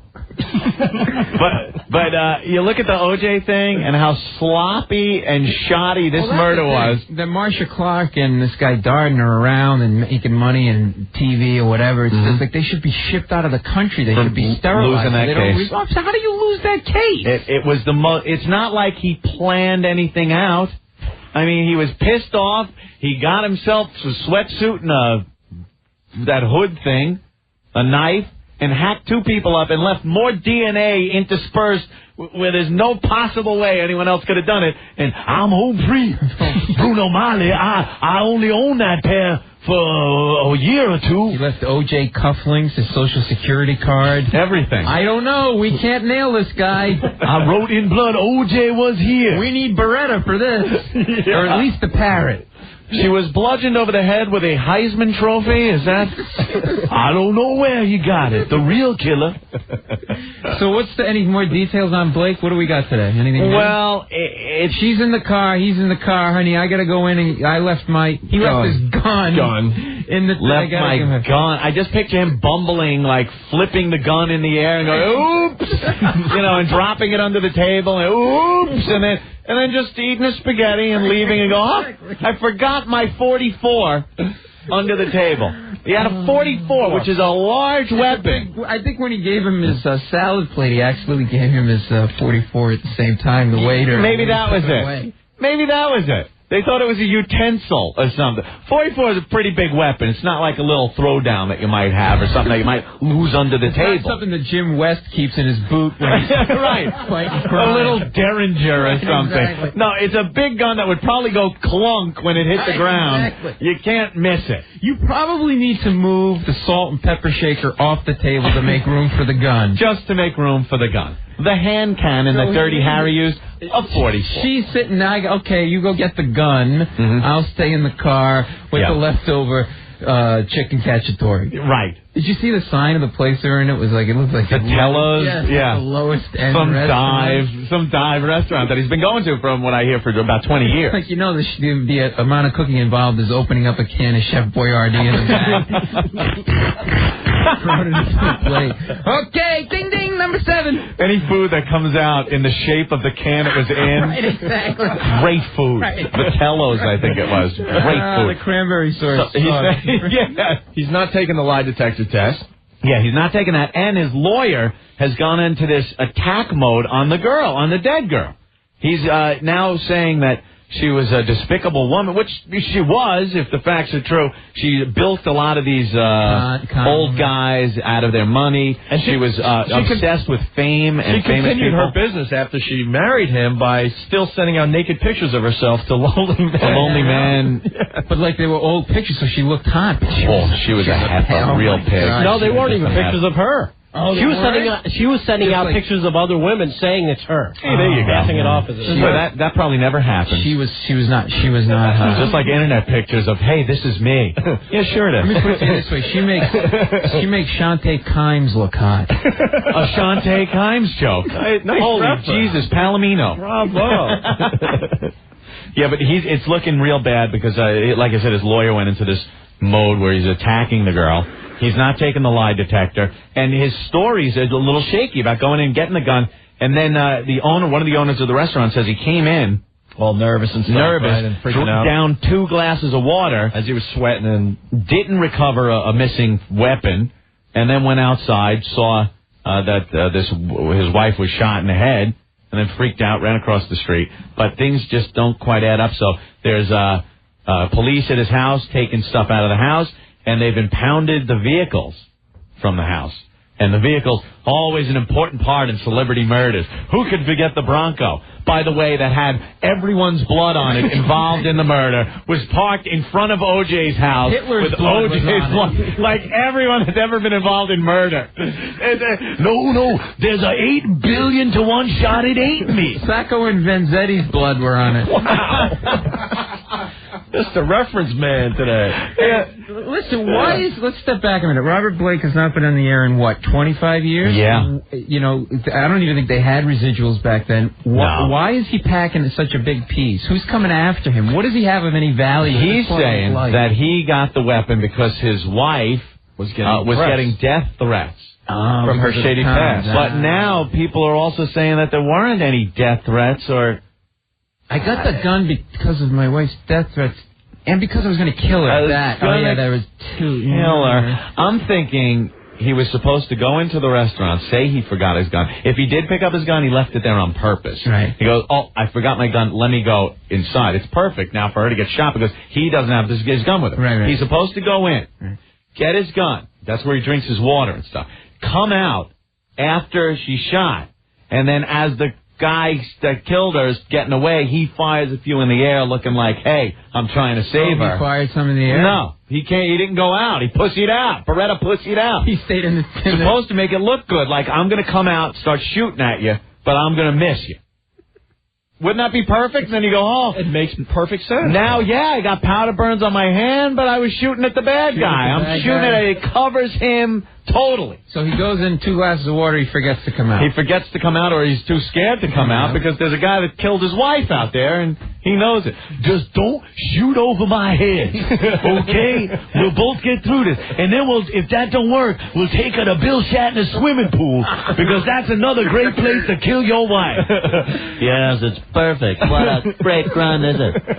And I got off scot-free. No one even suspected Captain Kirk would kill his wife.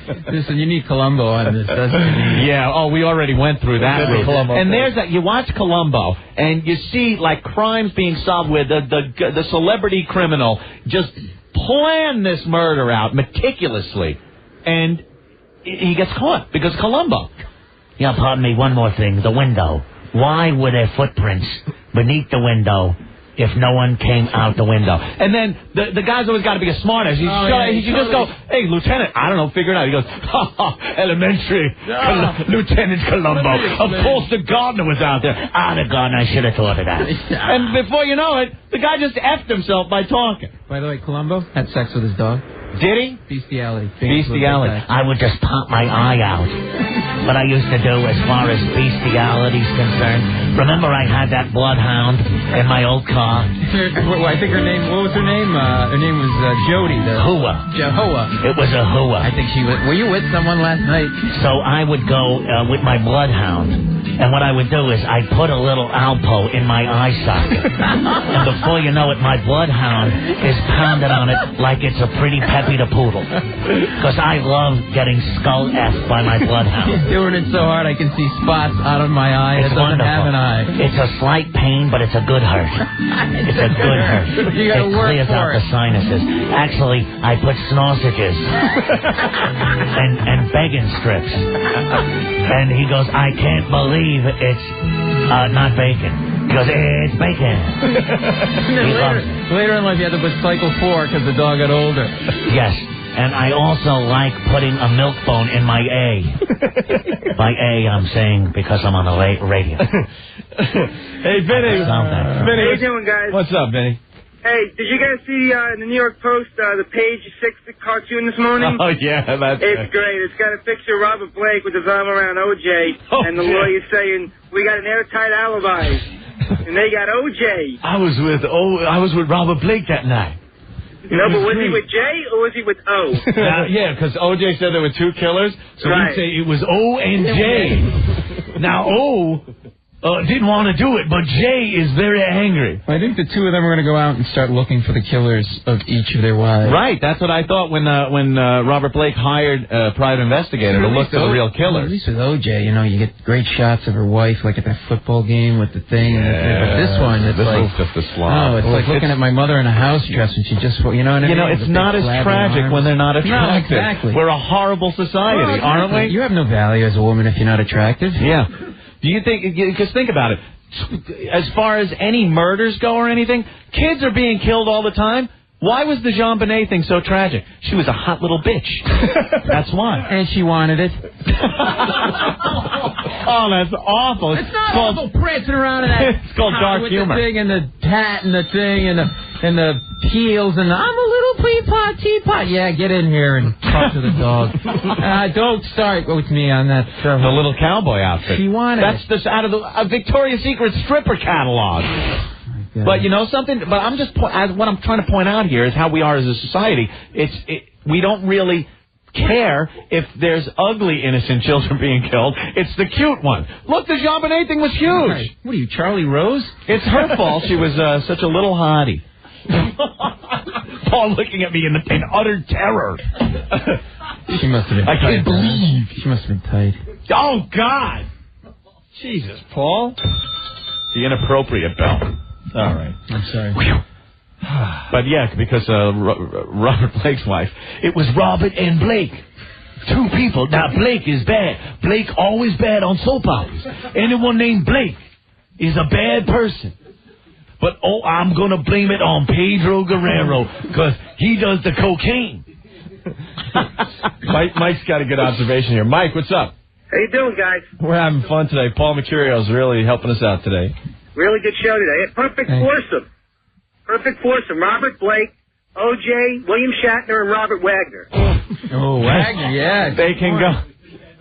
RJ. Oh, my God. I forgot about him. Yeah. The games begin. Stinky goes the Dead Wives Club. There you go. Hey, Wagner, I bet our balls both land in the water. Come on.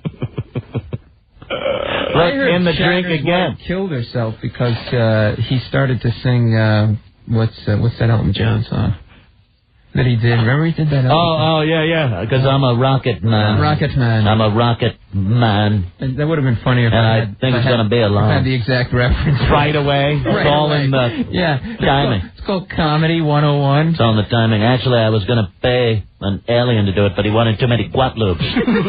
So I got her effed up on Sorian brandy and pushed her in the swimming pool. It was great. Did you and Ovora ever have anything going on there? Yes, that was why I killed my wife. I love the dark me. Yeah.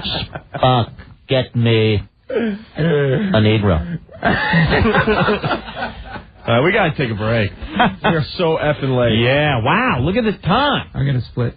Oh. You going to take off? Yeah, because I got to get to the show. What happened? Where are you going? What do you got? What do you got? Oh, the television show. You tell that, John.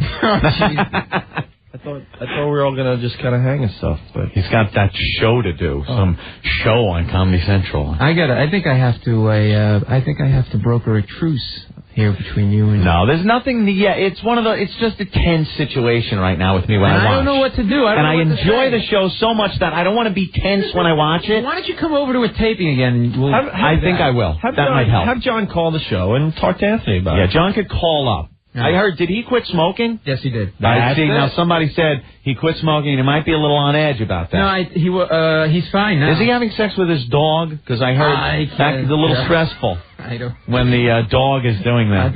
Because our own boss, Ken Stevens, has sex with his animals all the time.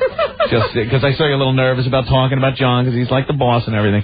But I want you to know it's an open and free forum here to even speak about your boss. Yeah, I can't say anything in the context of Beastiality. Open and free forum. Okay, sure. All right, thanks for having me, Paul, guys. no problem, Paul. As usual, you make my afternoon. Paul Mecurio from the Daily Show on Comedy Central. As we go to break, Anthony, it's always awkward now. Like, we say goodbye to Paul, but he's still in the studio, and he's taking his headphones off and leaving. And oh wow, he brought. Now he's tangled up in a headphone wire. Look at the second one. They pay. Am I still on? I'm on, right? Yeah. Austrian police get extra money if they wade through excrement to find drugs. How great is that? Paul comes with what a bonus. Paul comes prepared. No, you should come back and help us with these stories. Yeah, keep them.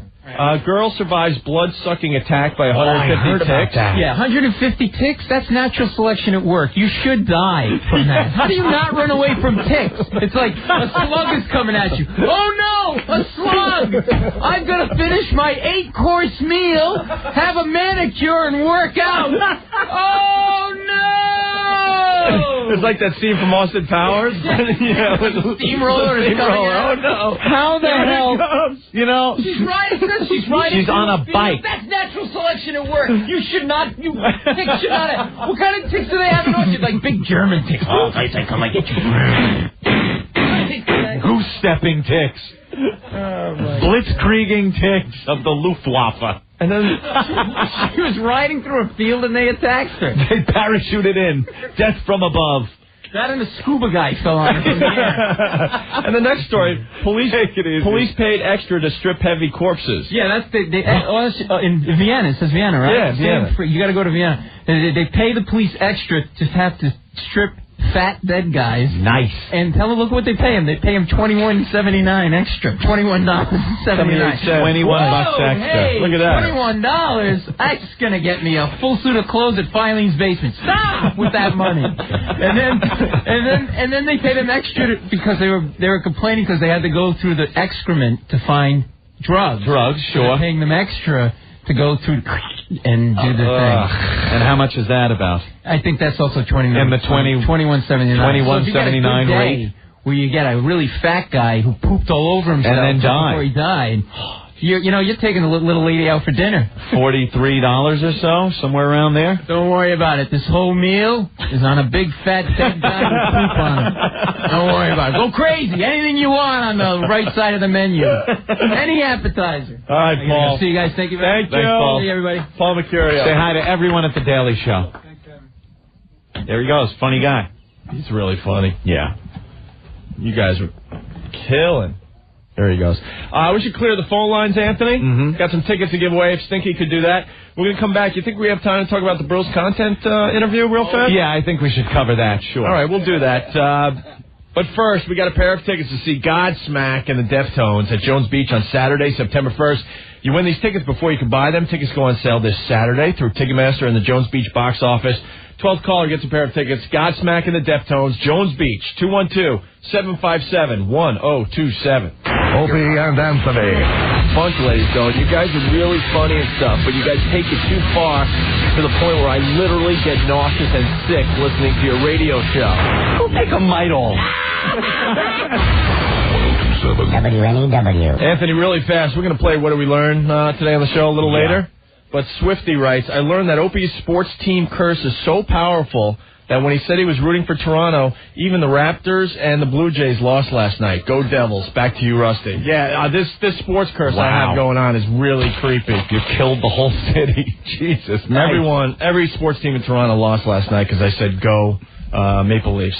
All right, Anthony, BMW Films. We were checking out a couple of these films yesterday. Yeah, it's a website you got to check out. It's showing cool new short films made especially for internet viewing. The website's bmwfilms.com. BMW Films. It got some of the hottest directors to direct this, including John Frankenheimer. You remember him, Reindeer Games, Ronin, Birdman, Alcatraz, just to name a few. Go to BMW Films right now and check out Ambush. It's the one directed by John Frankenheimer. We checked this out. Turn on your subwoofer on your computer and crank this up and check this out. It's a 5-minute film, and what it amounts to, it is the coolest car chase I've seen in quite some time. Really good. And you could also check out Chosen. It's directed by Ang Lee. It's the same guy that did Crouching Tiger, Hidden Dragon, and Sense and Sensibility, and The Ice Storm. It's The Chosen, or Chosen, directed by Ang Lee. Check them out. They're on bmwfilms.com. Other upcoming films on bmwfilms.com include The Follow. It's directed by Wong Kar-wai. And Star, directed by Guy Ritchie. Madonna's Squeeze. Powder Keg, directed by Alejandro Gonzalez Iñárritu.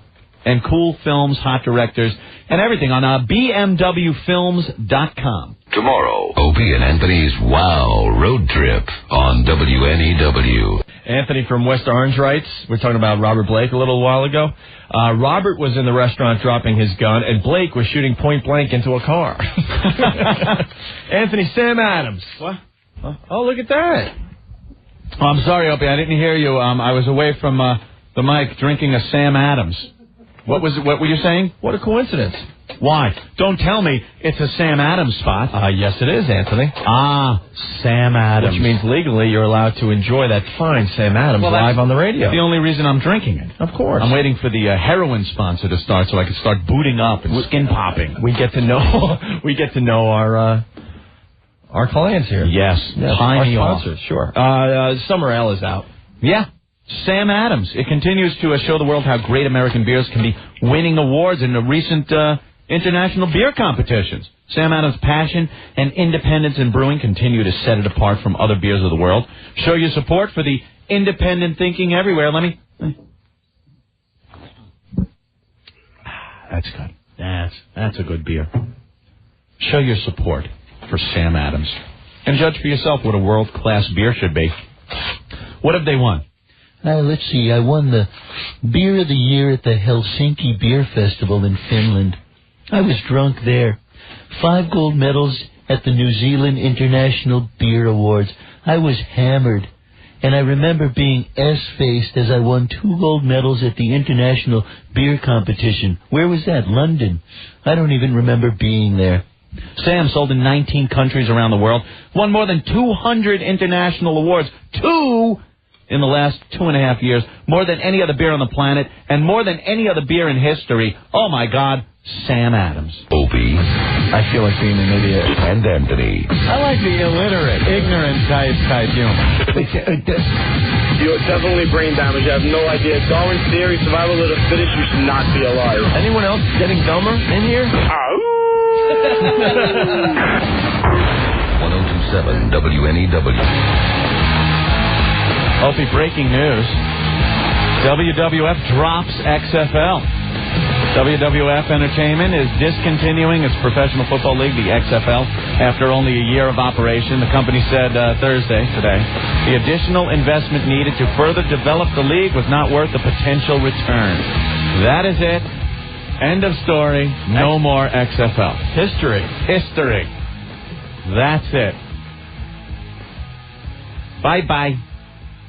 No more XFL. It's over, Johnny. Wow. How about that? I told you, Maggie. What did I tell you? Yeah, they're going to have a field day with that, I'm sure. Yeah. Go talk about that for 18 straight hours. All right, Ann, we got a couple things we could do here. Angela, we got Angela's audio from the HBO Bellevue special.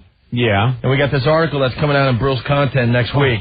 I can't decide. I can't make decisions. I'm horrible with these things. Well, the thing with Angela is pretty interesting. Meanie, miny, what? Can we get Angela back on the phone?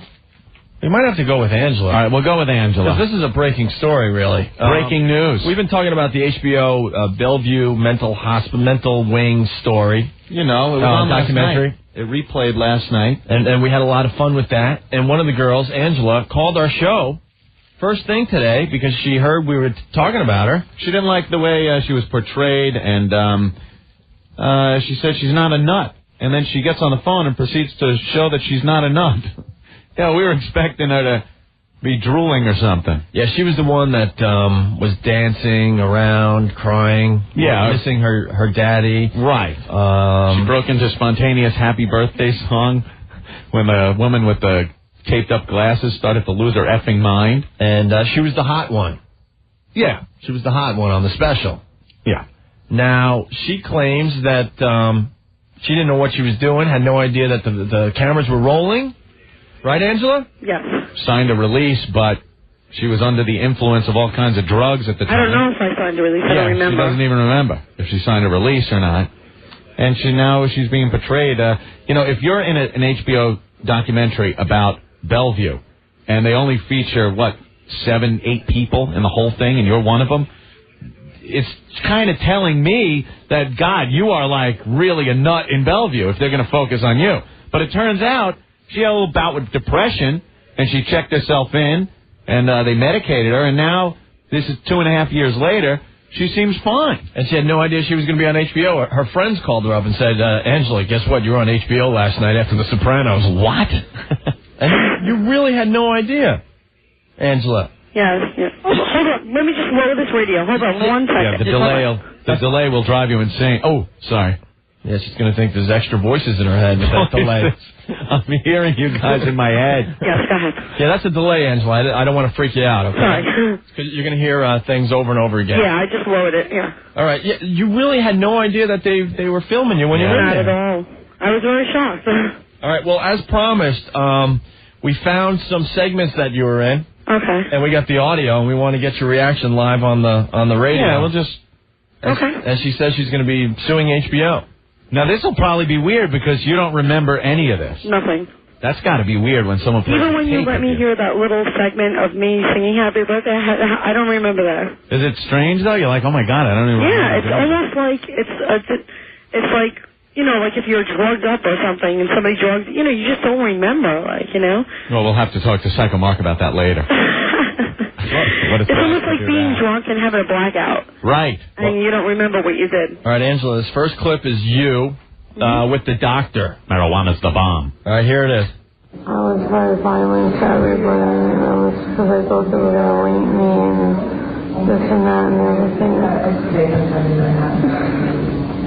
I'm sorry. Is it good to cry? I'm sorry. Sometimes it is good to cry. And it's like kidding. I go like kidding. It came outside. It was like trying to believe. I don't come near that. I would take the picture after you call your own doctor and not I was upset because I didn't like the family and I wanted to be transferred. Kind of hard to hear. Oh, that's hard to hear. Yeah, you were obviously upset. I can't even hear what I just said. Yeah, it was not, you said you miss your kitty. What happened to your cat? My cat or my kids? No, your kitty. My kitty? It was like a cat that somebody had to bring it back to North Shore Animal League. Oh, okay. I had a cat named Kitty. Yes, I did. Oh, and they had to bring it back to North Shore Animal League, and you were I think upset somebody about that. took it and just let it out and let it loose. Oh, you actually... I was crying about my cat. That's something, huh? And that was the first thing you brought up before your father. That is so funny. Here's my list I of my love cat animals, and then my father. I hope this next clip is a little better. Do you have a new kitty? No, I don't have any more animals. That was my last one.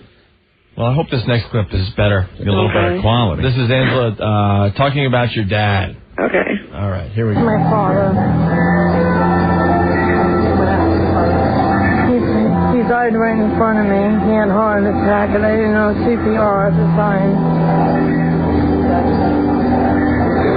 Daddy, I love you, and I miss you wherever you are. He was my sweetheart. He was my life. He took me everywhere. Essentially 17 years years old. She's been in. Whoa. Wow. You were pretty upset there. Yeah. When I come to my father, I get upset. Yeah. And you have no recollection. You know what upsets me is that, I mean, I wasn't really saying any crazy things. I was being emotional, but it's my personal business that, you know what I mean? Like, they should have never done that. I mean, I could see if, I don't know. I just you weren't going like cuckoo and banging your head against the wall. I was just being emotional. It's like you're being I don't upset. mind in a way, but I do mind in another way because I don't want anybody knowing about my past if I don't want them to know. Right. Like, you know, because people that recognize me are going to be like, wow, that's the girl. And it happened to me 5-6 times already. Wait. Now, people come up to you on the street? People have come up to me. I go sing karaoke like twice a week at a bar with my friend. He's a DJ. And don't tell us exactly where, but like what? No, I'm not. What town? I'm not. In Brooklyn. In Brooklyn? Bay Ridge. So the thing is, wait a minute. Hold on. Angela, hold on. Are you like from the Bay Ridge area? I'm from the Bay Ridge, Sunset Park. I think we're neighbors. Oh, really? And I think I know exactly where you're talking about because there's a sign outside that says karaoke. Yeah. Yeah, I just passed it the other day. I got to get in there and see you sing. I have a good voice. I live right in Bay Ridge. So I see. Around. Okay. That would have freaked me out if I was going down the street and I saw you. Hey, look, it's Angela. Hey, she got out. That's what I'm saying. She got out. Opie, you fool. It's really crazy. So, people come up to me, and I'm at work right now. Yeah. You know, I don't think my boss, listens to this station, but what if he did, He's going to be like, wait a minute, that voice sounds familiar. That's Angela. She's working right now. Wait, your boss doesn't know you were on this special? No, I don't even want to tell him. And what planet is he from? He's from planet Mars. I would think everybody would know you. He's stuck in his own world right now, my boss. Good thing. Yeah, so he's the owner of a couple of stores, so he's very busy. So. If he starts catching on, just give him some of that lithium and the stuff you were on in Bellevue because so he doesn't remember. Oh my God! You could hear the way you talk now and the way you were talking in the special. You could hear my words were slurred. Yeah, you were like, you were all exactly. They had me on lithium actually. Lithium. They had me on lithium, which I'm allergic to. That runs the Enterprise. Oh wait, that's dilithium. Angela. This next clip is going to be pretty intense. You really don't remember dancing around with a picture of your daddy? Not at all. On the HBO special? Not at all. It was to the song Daddy's Home to Stay. Oh, great. And you're dancing, and you're spinning. That upsets me, too. You're spinning around, and you occasionally reach up to the sky and look up and start, like, really crying. And then you put your arms around yourself and start, like, dancing around in a circle. Wow. I'm going to see the tape later, though. Are you? Oh, I'll be very interested to hear this. Yeah. You want to hear this, really? Yeah. If you don't, we'll just forget about it. It's intense. All right, here we go. Angela. Just play it. If she doesn't want to hear it, just pull the phone away from your ear. No, it's okay. Okay. First time she's hearing this.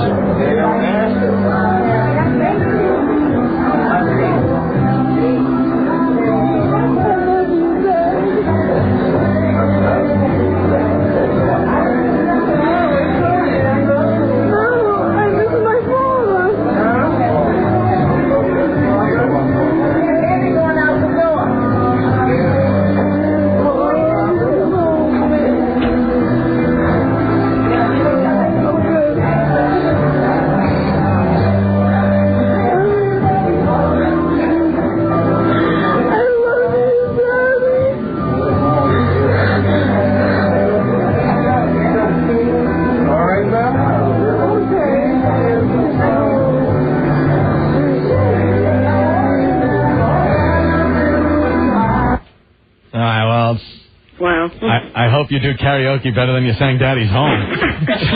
Or maybe it was the lithium. And I usually sing karaoke while I'm crying. Yeah, really. Oh, God. That would be like a huge hit if you sang Daddy's Home at karaoke. If you're on medicine, it magnifies everything. Plus, that song my father used to sing to me. Oh, no. Yeah. Oh, why was it on? Did you pick it? Oh, well, you obviously don't know now. I have no idea. Oh, man. I don't even know. I just can't wait to see this tape later after work. I'm dying to see this tape. That was an intense moment on the show. Yeah. On the HBO show. It's kind of hard to hear, but you were really losing. See, but if people would look at it and realize, I'm not crazy, I'm being, like, say you're home, right, and you hear a song that reminds you of somebody that you miss, or died, or that a loved one, or whatever. Yeah. You're going to get emotional. If you're by yourself, you might cry. If you're a faggot. Normal. I'm kidding. But, you know. Teasing me. Yeah.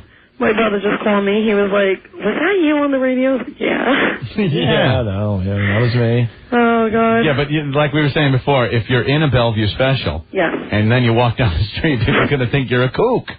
I know. You know, it's a good thing, I guess, to come on. It so happens that I went there because they would give me better help. I heard about the hospital's really good. Yeah. But now that they did this to me, I mean, it's unbelievable. A lot of people calling in saying she's full of it. She has to remember doing all this stuff. I honestly, Did you see the special? She was like totally drugged up. That's what I'm saying. You're not in your right frame of mind. Plus, when you're totally depressed, you're not in your right frame of mind. So that's a double whammy. Yeah. All right, Angela. All right, we have you penciled in to come in, right? Excuse me? We have you set up to come in live? Yes, on Tuesday. Tuesday, good. Nice. We'll get your thoughts on the tape because you're gonna watch it tonight, huh? Yes. All right. Alrighty. All right, Angela. Well, thanks a lot. I'll see you Tuesday. Okay. I'll see you Saturday for karaoke. Oh, okay. Take it easy. Okay. There she goes, Angela. All right, bye-bye. Those clips are tough to hear. That's hysterical. She's my neighbor. I swear, I was just passing by that bar the other day, and I saw a sign that said karaoke this Saturday. It's outside. Like, oh. Okay. You should go and bring a video camera. Yeah. Put on Daddy's song. No, that's terrible. Come on. Probably in the jukebox. All right, well, what a day, huh? Yes, we got a banner show. We could do a little bit of what did we learn today. I want to thank Mick Foley, Mankind, Cactus Jack, Dude Love, whatever you call him. The place was crowded with all those guys in it. Yes. He's a great guy, and it was a lot of fun having him on the show today. Also, Paul Mecurio from The Daily Show. Very good. Couple things really fast. Keep voting for your favorite in the whipped cream bikini contest. By showtime tomorrow, we'll be down to 4 girls, and we'll announce the winner on Monday. So you got to keep voting every day. Yeah. Up till Monday, okay? Can we get a karaoke machine for Tuesday? Yeah. Kookie-okie. No, I'm kidding. Come on. She sounds like she's got a sense of humor. Right? You just need the karaoke's... just the music. Yeah, the music. You can put just the get the headphones music. on and she'll do her thing. Sing a little karaoke. That's not a bad idea. Yeah, I like why not? that. I like that. We're not going to announce the winner of the whipped cream bikini contest tomorrow because we will be on the road doing this road trip, this WOW road trip thing. A new idea that we came up with. We'll see how it goes. If it goes well, we'll be doing this from time to time. Yeah. There's a lot of people bitching that we're not going to make it up to Connecticut or Rockland County or further west in Jersey or Suffolk County on Long Island. You know, we had to kind of keep it close to Manhattan for the first time because we're going to try to get to about 10 different locations in 7 hours tomorrow. Yeah, we're WOW covering stickers and just having a lot of fun. We're covering a lot of ground. It's going to be hit and run. We got the route on WNEW.com, so if one of these locations is near you, we'd love to see you tomorrow. Yeah. We're going to start doing updates and things like that on the Ron and Fez show tomorrow at noon, as we're leaving at noon tomorrow. Yeah, it's an all-day affair. And we'll be doing the show live from the bus. It's going to be a mess, we know it. But it's going to be a lot of fun as well. Yeah. And that's why we won't announce the winner of the whipped cream bikini contest till Monday, because there'll be too much going on tomorrow, okay? Yeah. Woo! All right, let's go to the phones and play What Did We Learn on the O&A show today? Steve, what's going on? Hey, what's up, boys? Hey. Today I learned it's okay to F a chicken as long as you wear a condom. Yep. I also learned that being gay is meant for the young. Meant for the young. Have fun tomorrow, guys. Hey, thanks. Peace. All right. Steve, what's going on? Hey, I learned that if you're too engrossed in wrestling, you don't have a girlfriend. Yes. Hey, I got a new one. Hit it. A new vacuum. Speed up!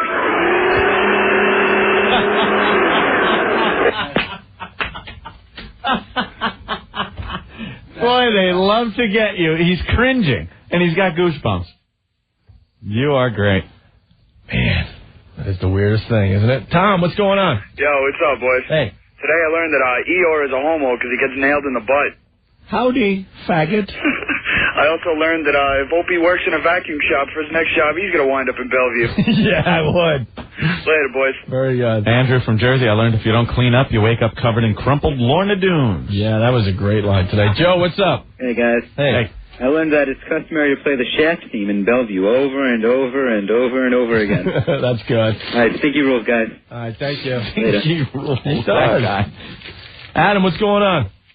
Hey, what's up, guys? Hey. I learned all the hotties are hanging out at Bellevue, and that's a technique I've been using on my farm animals is all wrong. Thanks for the help. You're welcome. You guys suck. All right, let's go to Jay. Jay, what's going on? What's up, boys? Hey. Today's What Did I Learn comes from the Daily Dump Sheet on FoundryMusic.com. Okay. And that is that George doesn't get credit for his own dumps. Yeah, Otto gets credit for him. Otto didn't say any of those things. George did. Yeah. All right, good job. Kind of wacky. Very good. All right, boys. Bye. Jason from Bloomfield. I learned Bellevue Hospital is great for picking up drugged up girls with nice cans. What did I learn on the show today? I learned some pro wrestlers shop for dildos. That's Tony from Babylon. Yes, we did learn that. Special K from New Jersey. Today I learned that while the listeners are listening to commercials, there's an uncomfortable silence in the studio with Opie and Anthony and their guests. Not with us. Not with us. Even Mankind or Mick Foley admitted that it was cool when the commercials were playing. Carolyn, what's up? Hey, I learned what happened to Opie's French scuba diving friend. Yeah. Hey, that's good. Opie was flying the plane. Yeah, very good. Thank you. Thank you. Thank you. Tim, what's going on? Hey, guys, how you doing? Good. I learned that Anthony knows all too well how to screw a sheep. Yeah, huh? That's very disturbing. Isn't that? How many times have you tried to do that over there in Brooklyn? Well, let me think. There's no real cliffs to back him up to. Is that what you and Joe were really doing in the woods until they caused the fires? Is that why the fire started? You dropped your lighter as he was giving it to you good? That is disturbing that I knew that and knew about the putting the child in the shopping bag in the bathroom stall. Like, I told those, while you're fascinated at the story itself, you're frightened that I even know about it. Exactly. Yeah, same with me. All right, guys. Thank you. Take it easy. All right. Today I learned that Paul Mecurio has two dads. Today I learned that I learned a new sound, force gag. Today I learned Ann suffers from PEG, post guilt. No, only when I'm pleasuring, or back when I was just starting. Today I learned now I don't care where it goes. You don't care where the web winds up. Where you fly that web. Right. Today I learned to wrap the claws. Mm-hmm. Today I learned forget the Third Reich. Watch out for the ticks. Today I learned Angela's more normal than 90% of the women who call the show. Yeah. Hello. That woman should be in Bellevue. Hello. Dave. Hey guys, how you doing? Good. What did you learn? I learned today that Mr. Ed sounds remarkably like Don Imus. Yeah, that was really? Hey, Wilbur. That was a little bit in there. Stop trying to hump me. And Don Imus is No, it doesn't. Shut up. Jack F. Douche C. Wow. Dan from Hoboken, I learned you don't canoodle. What does that mean? I learned you don't canoodle a donkey, you F it. I love when the canoodle word makes our radio show. Casino from Hell, I learned Louis Black is a happy Jew. Mm-hmm. Dan from Hoboken, I learned only Japanese guys and crazy chicks do karaoke.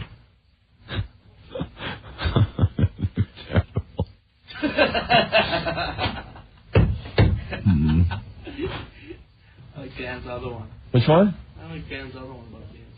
Which, I think I threw that one down. No, there it is. Dan from Hoboken, I learned I now have to decide which of 3 stations to instant feedback in the morning. I learned because it was taped 2.5 years ago. I hate this place. Nothing works here. The medication doesn't work. I've been here for 9.5 years. You think he's still at it? Probably. Oh my God. Could you? All right. Ben's telling us to get the hell out of here. Well, first thing we got to do now is say goodbye to the lovely and talented Kelly. Kelly. She broke our heart today. She comes in and goes, by the way, guys, today's I'm leaving you. My last day. I was like, she's breaking up with us? Like, no, her internship's ending. Like, damn. Aunt and I had no idea. And that's no one said Rick anything is trying to say that he told us. We had no idea, Kelly. What are you going to do? Yeah, where are you headed? I don't know. In life. You sure you're going to be okay with Bellevue? You're not going to end up in Bellevue on a tape, are you? You might see me on HBO. On an HBO special? You're going to be all right without the show and stuff? Yeah. You going to come back and visit us? Yeah, I'll come back and visit. Why are you a star at Ocean Township Intermediate School? My little sister, Yeah. 13 years old. Nice. All her... Does she wear a Jean Bonnet cowboy hat? Those all the little boots? guys in her class listen to the show every day. Yeah. Young boys, yes, dear. Oh, okay, so you're like a star there. Yeah, they Nice. got my picture from the internet. Yeah, I bet. What do they do with it? I don't know. I bet they feel guilty afterwards. They tried to... I bet clean up tons of bitch afterwards. She said they laminated it, but I'm not sure. Yeah, what kind of laminate would you that? Oh, man. Well, so, you have no plans on what are you going to do with the time that you usually would spend here? Well, I'm going to go to the beach. Beach. I'm going to have a lot more time on my hands because I'm not going to have to worry about who's trying to pick her up around here. Yeah, like all the guests wanted her. It was ridiculous. Thanks for protecting me. We were protecting her like a little sis, right? There you go. Maybe she could move in the upstairs of your parents' house. Hey, like that other girl that disappeared many years ago. Karen. For all the freaks out there that need to know everything. Right. Yeah, where is Karen? My long-lost sister. Like a soap opera, for God's sake. All right. Well, best of luck in any future ventures you may have. Thank you. An intern we didn't get rid of. Yeah, really. Actually, could you... Yeah, you're the first intern in a while that made it through the whole program without getting fired. Could you do one thing as your last duty? Sure. We're giving you the power to fire yourself. Could you just fire yourself? Can Ben do it for me, please? Ben, you want Ben to fire you? No, because it's not going to be real. Because Jesse, I hated his guts, so it was very easy. No. Yeah, no, just let her. All right, she's going to leave. The next person that's going to get fired from our show, we will make fire. They'll have to fire themselves. Fire themselves. The ultimate degradation. Yeah. Giving them the power to just fire themselves is the last thing they have to do. Yeah, we can't have Kelly do that. She was a great intern. Right. Helped us out a lot. All right, Kelly. Thanks, guys. Bye-bye. Bye. Even though there she goes. We'll see you after we end the radio show, but I guess for the radio audience. For the radio audience, bye-bye. All right. Daddy's home. Kelly, I miss you. I miss Kelly. I had to drop her off at the North Shore Animal League. Rick. Hey, what's going on? Hey. I learned today that if I'm ever scuba diving and caught in a plane, I'll take my weight belt off. I'll fall a hell of a lot slower. Yeah, see, we had life-saving rules. Nice. All right. Take it easy, guys. Well, we got to get out of here. Yep. We got some skating to do, right, Stink? Doing some skating. Skating. It's not called rollerblading. Rollerblades are a brand. It's called inline skating. Inline skating. That's right. Stinky looks like a locomotive as he's puffing a joint, rolling down the... No, Stink, he kicks ass. Yeah? We have a sick crew that go skating, and I hate... Here's Stinky rollerblade. The smoke coming out of the top of his head. We go, I don't know, once a week. We have a crew. Psycho Mark's one of the guys. And, Great. And Dean Cola joins us and a few other guys. And every time we go, look, let's just take it slow, enjoy the scenery, and have some fun. And by the end of it, we always are competing and just killing each other. It sucks. Well, Mark has his new wheels that he buys like every 2 months. Yeah, he's the biggest. They're so fast, and he has to prove to us how fast his new wheels are. I made so much money at Fox, I can afford the best equipment. I got a floating head on Foundry Music. All right. Okay, so tomorrow we'll see you guys on the road. On the road. It's the WOW road trip. I don't know. This is something we invented this one. I think it's just going to be a lot of fun to get out there, hand out some stickers, get to a few towns, and just have some fun, you know? Yeah. I don't know if the show's going to be a cluster F or not, but we're going to have some fun. And we're going to have updates on the Ron and Fez show starting at noon, because we're starting at noon. Yeah. We got lots of places to hit tomorrow. Right. And you can follow us, do whatever it takes. We don't care. The route is posted on WNEW.com and FoundryMusic.com, FOUNDRY music.com. All right? Right. Can we give away some of these, Ben? 8 pairs? Clear the phone lines. Sting, clear the phone lines, because this is really cool. We got 8 pairs of tickets to an exclusive listening party for the new Radiohead CD, Ant, at Lux in Levittown. It's happening next Friday. Plus, all winners will be entered into a drawing to win tickets to see Radiohead when they come to the tri-state area this summer.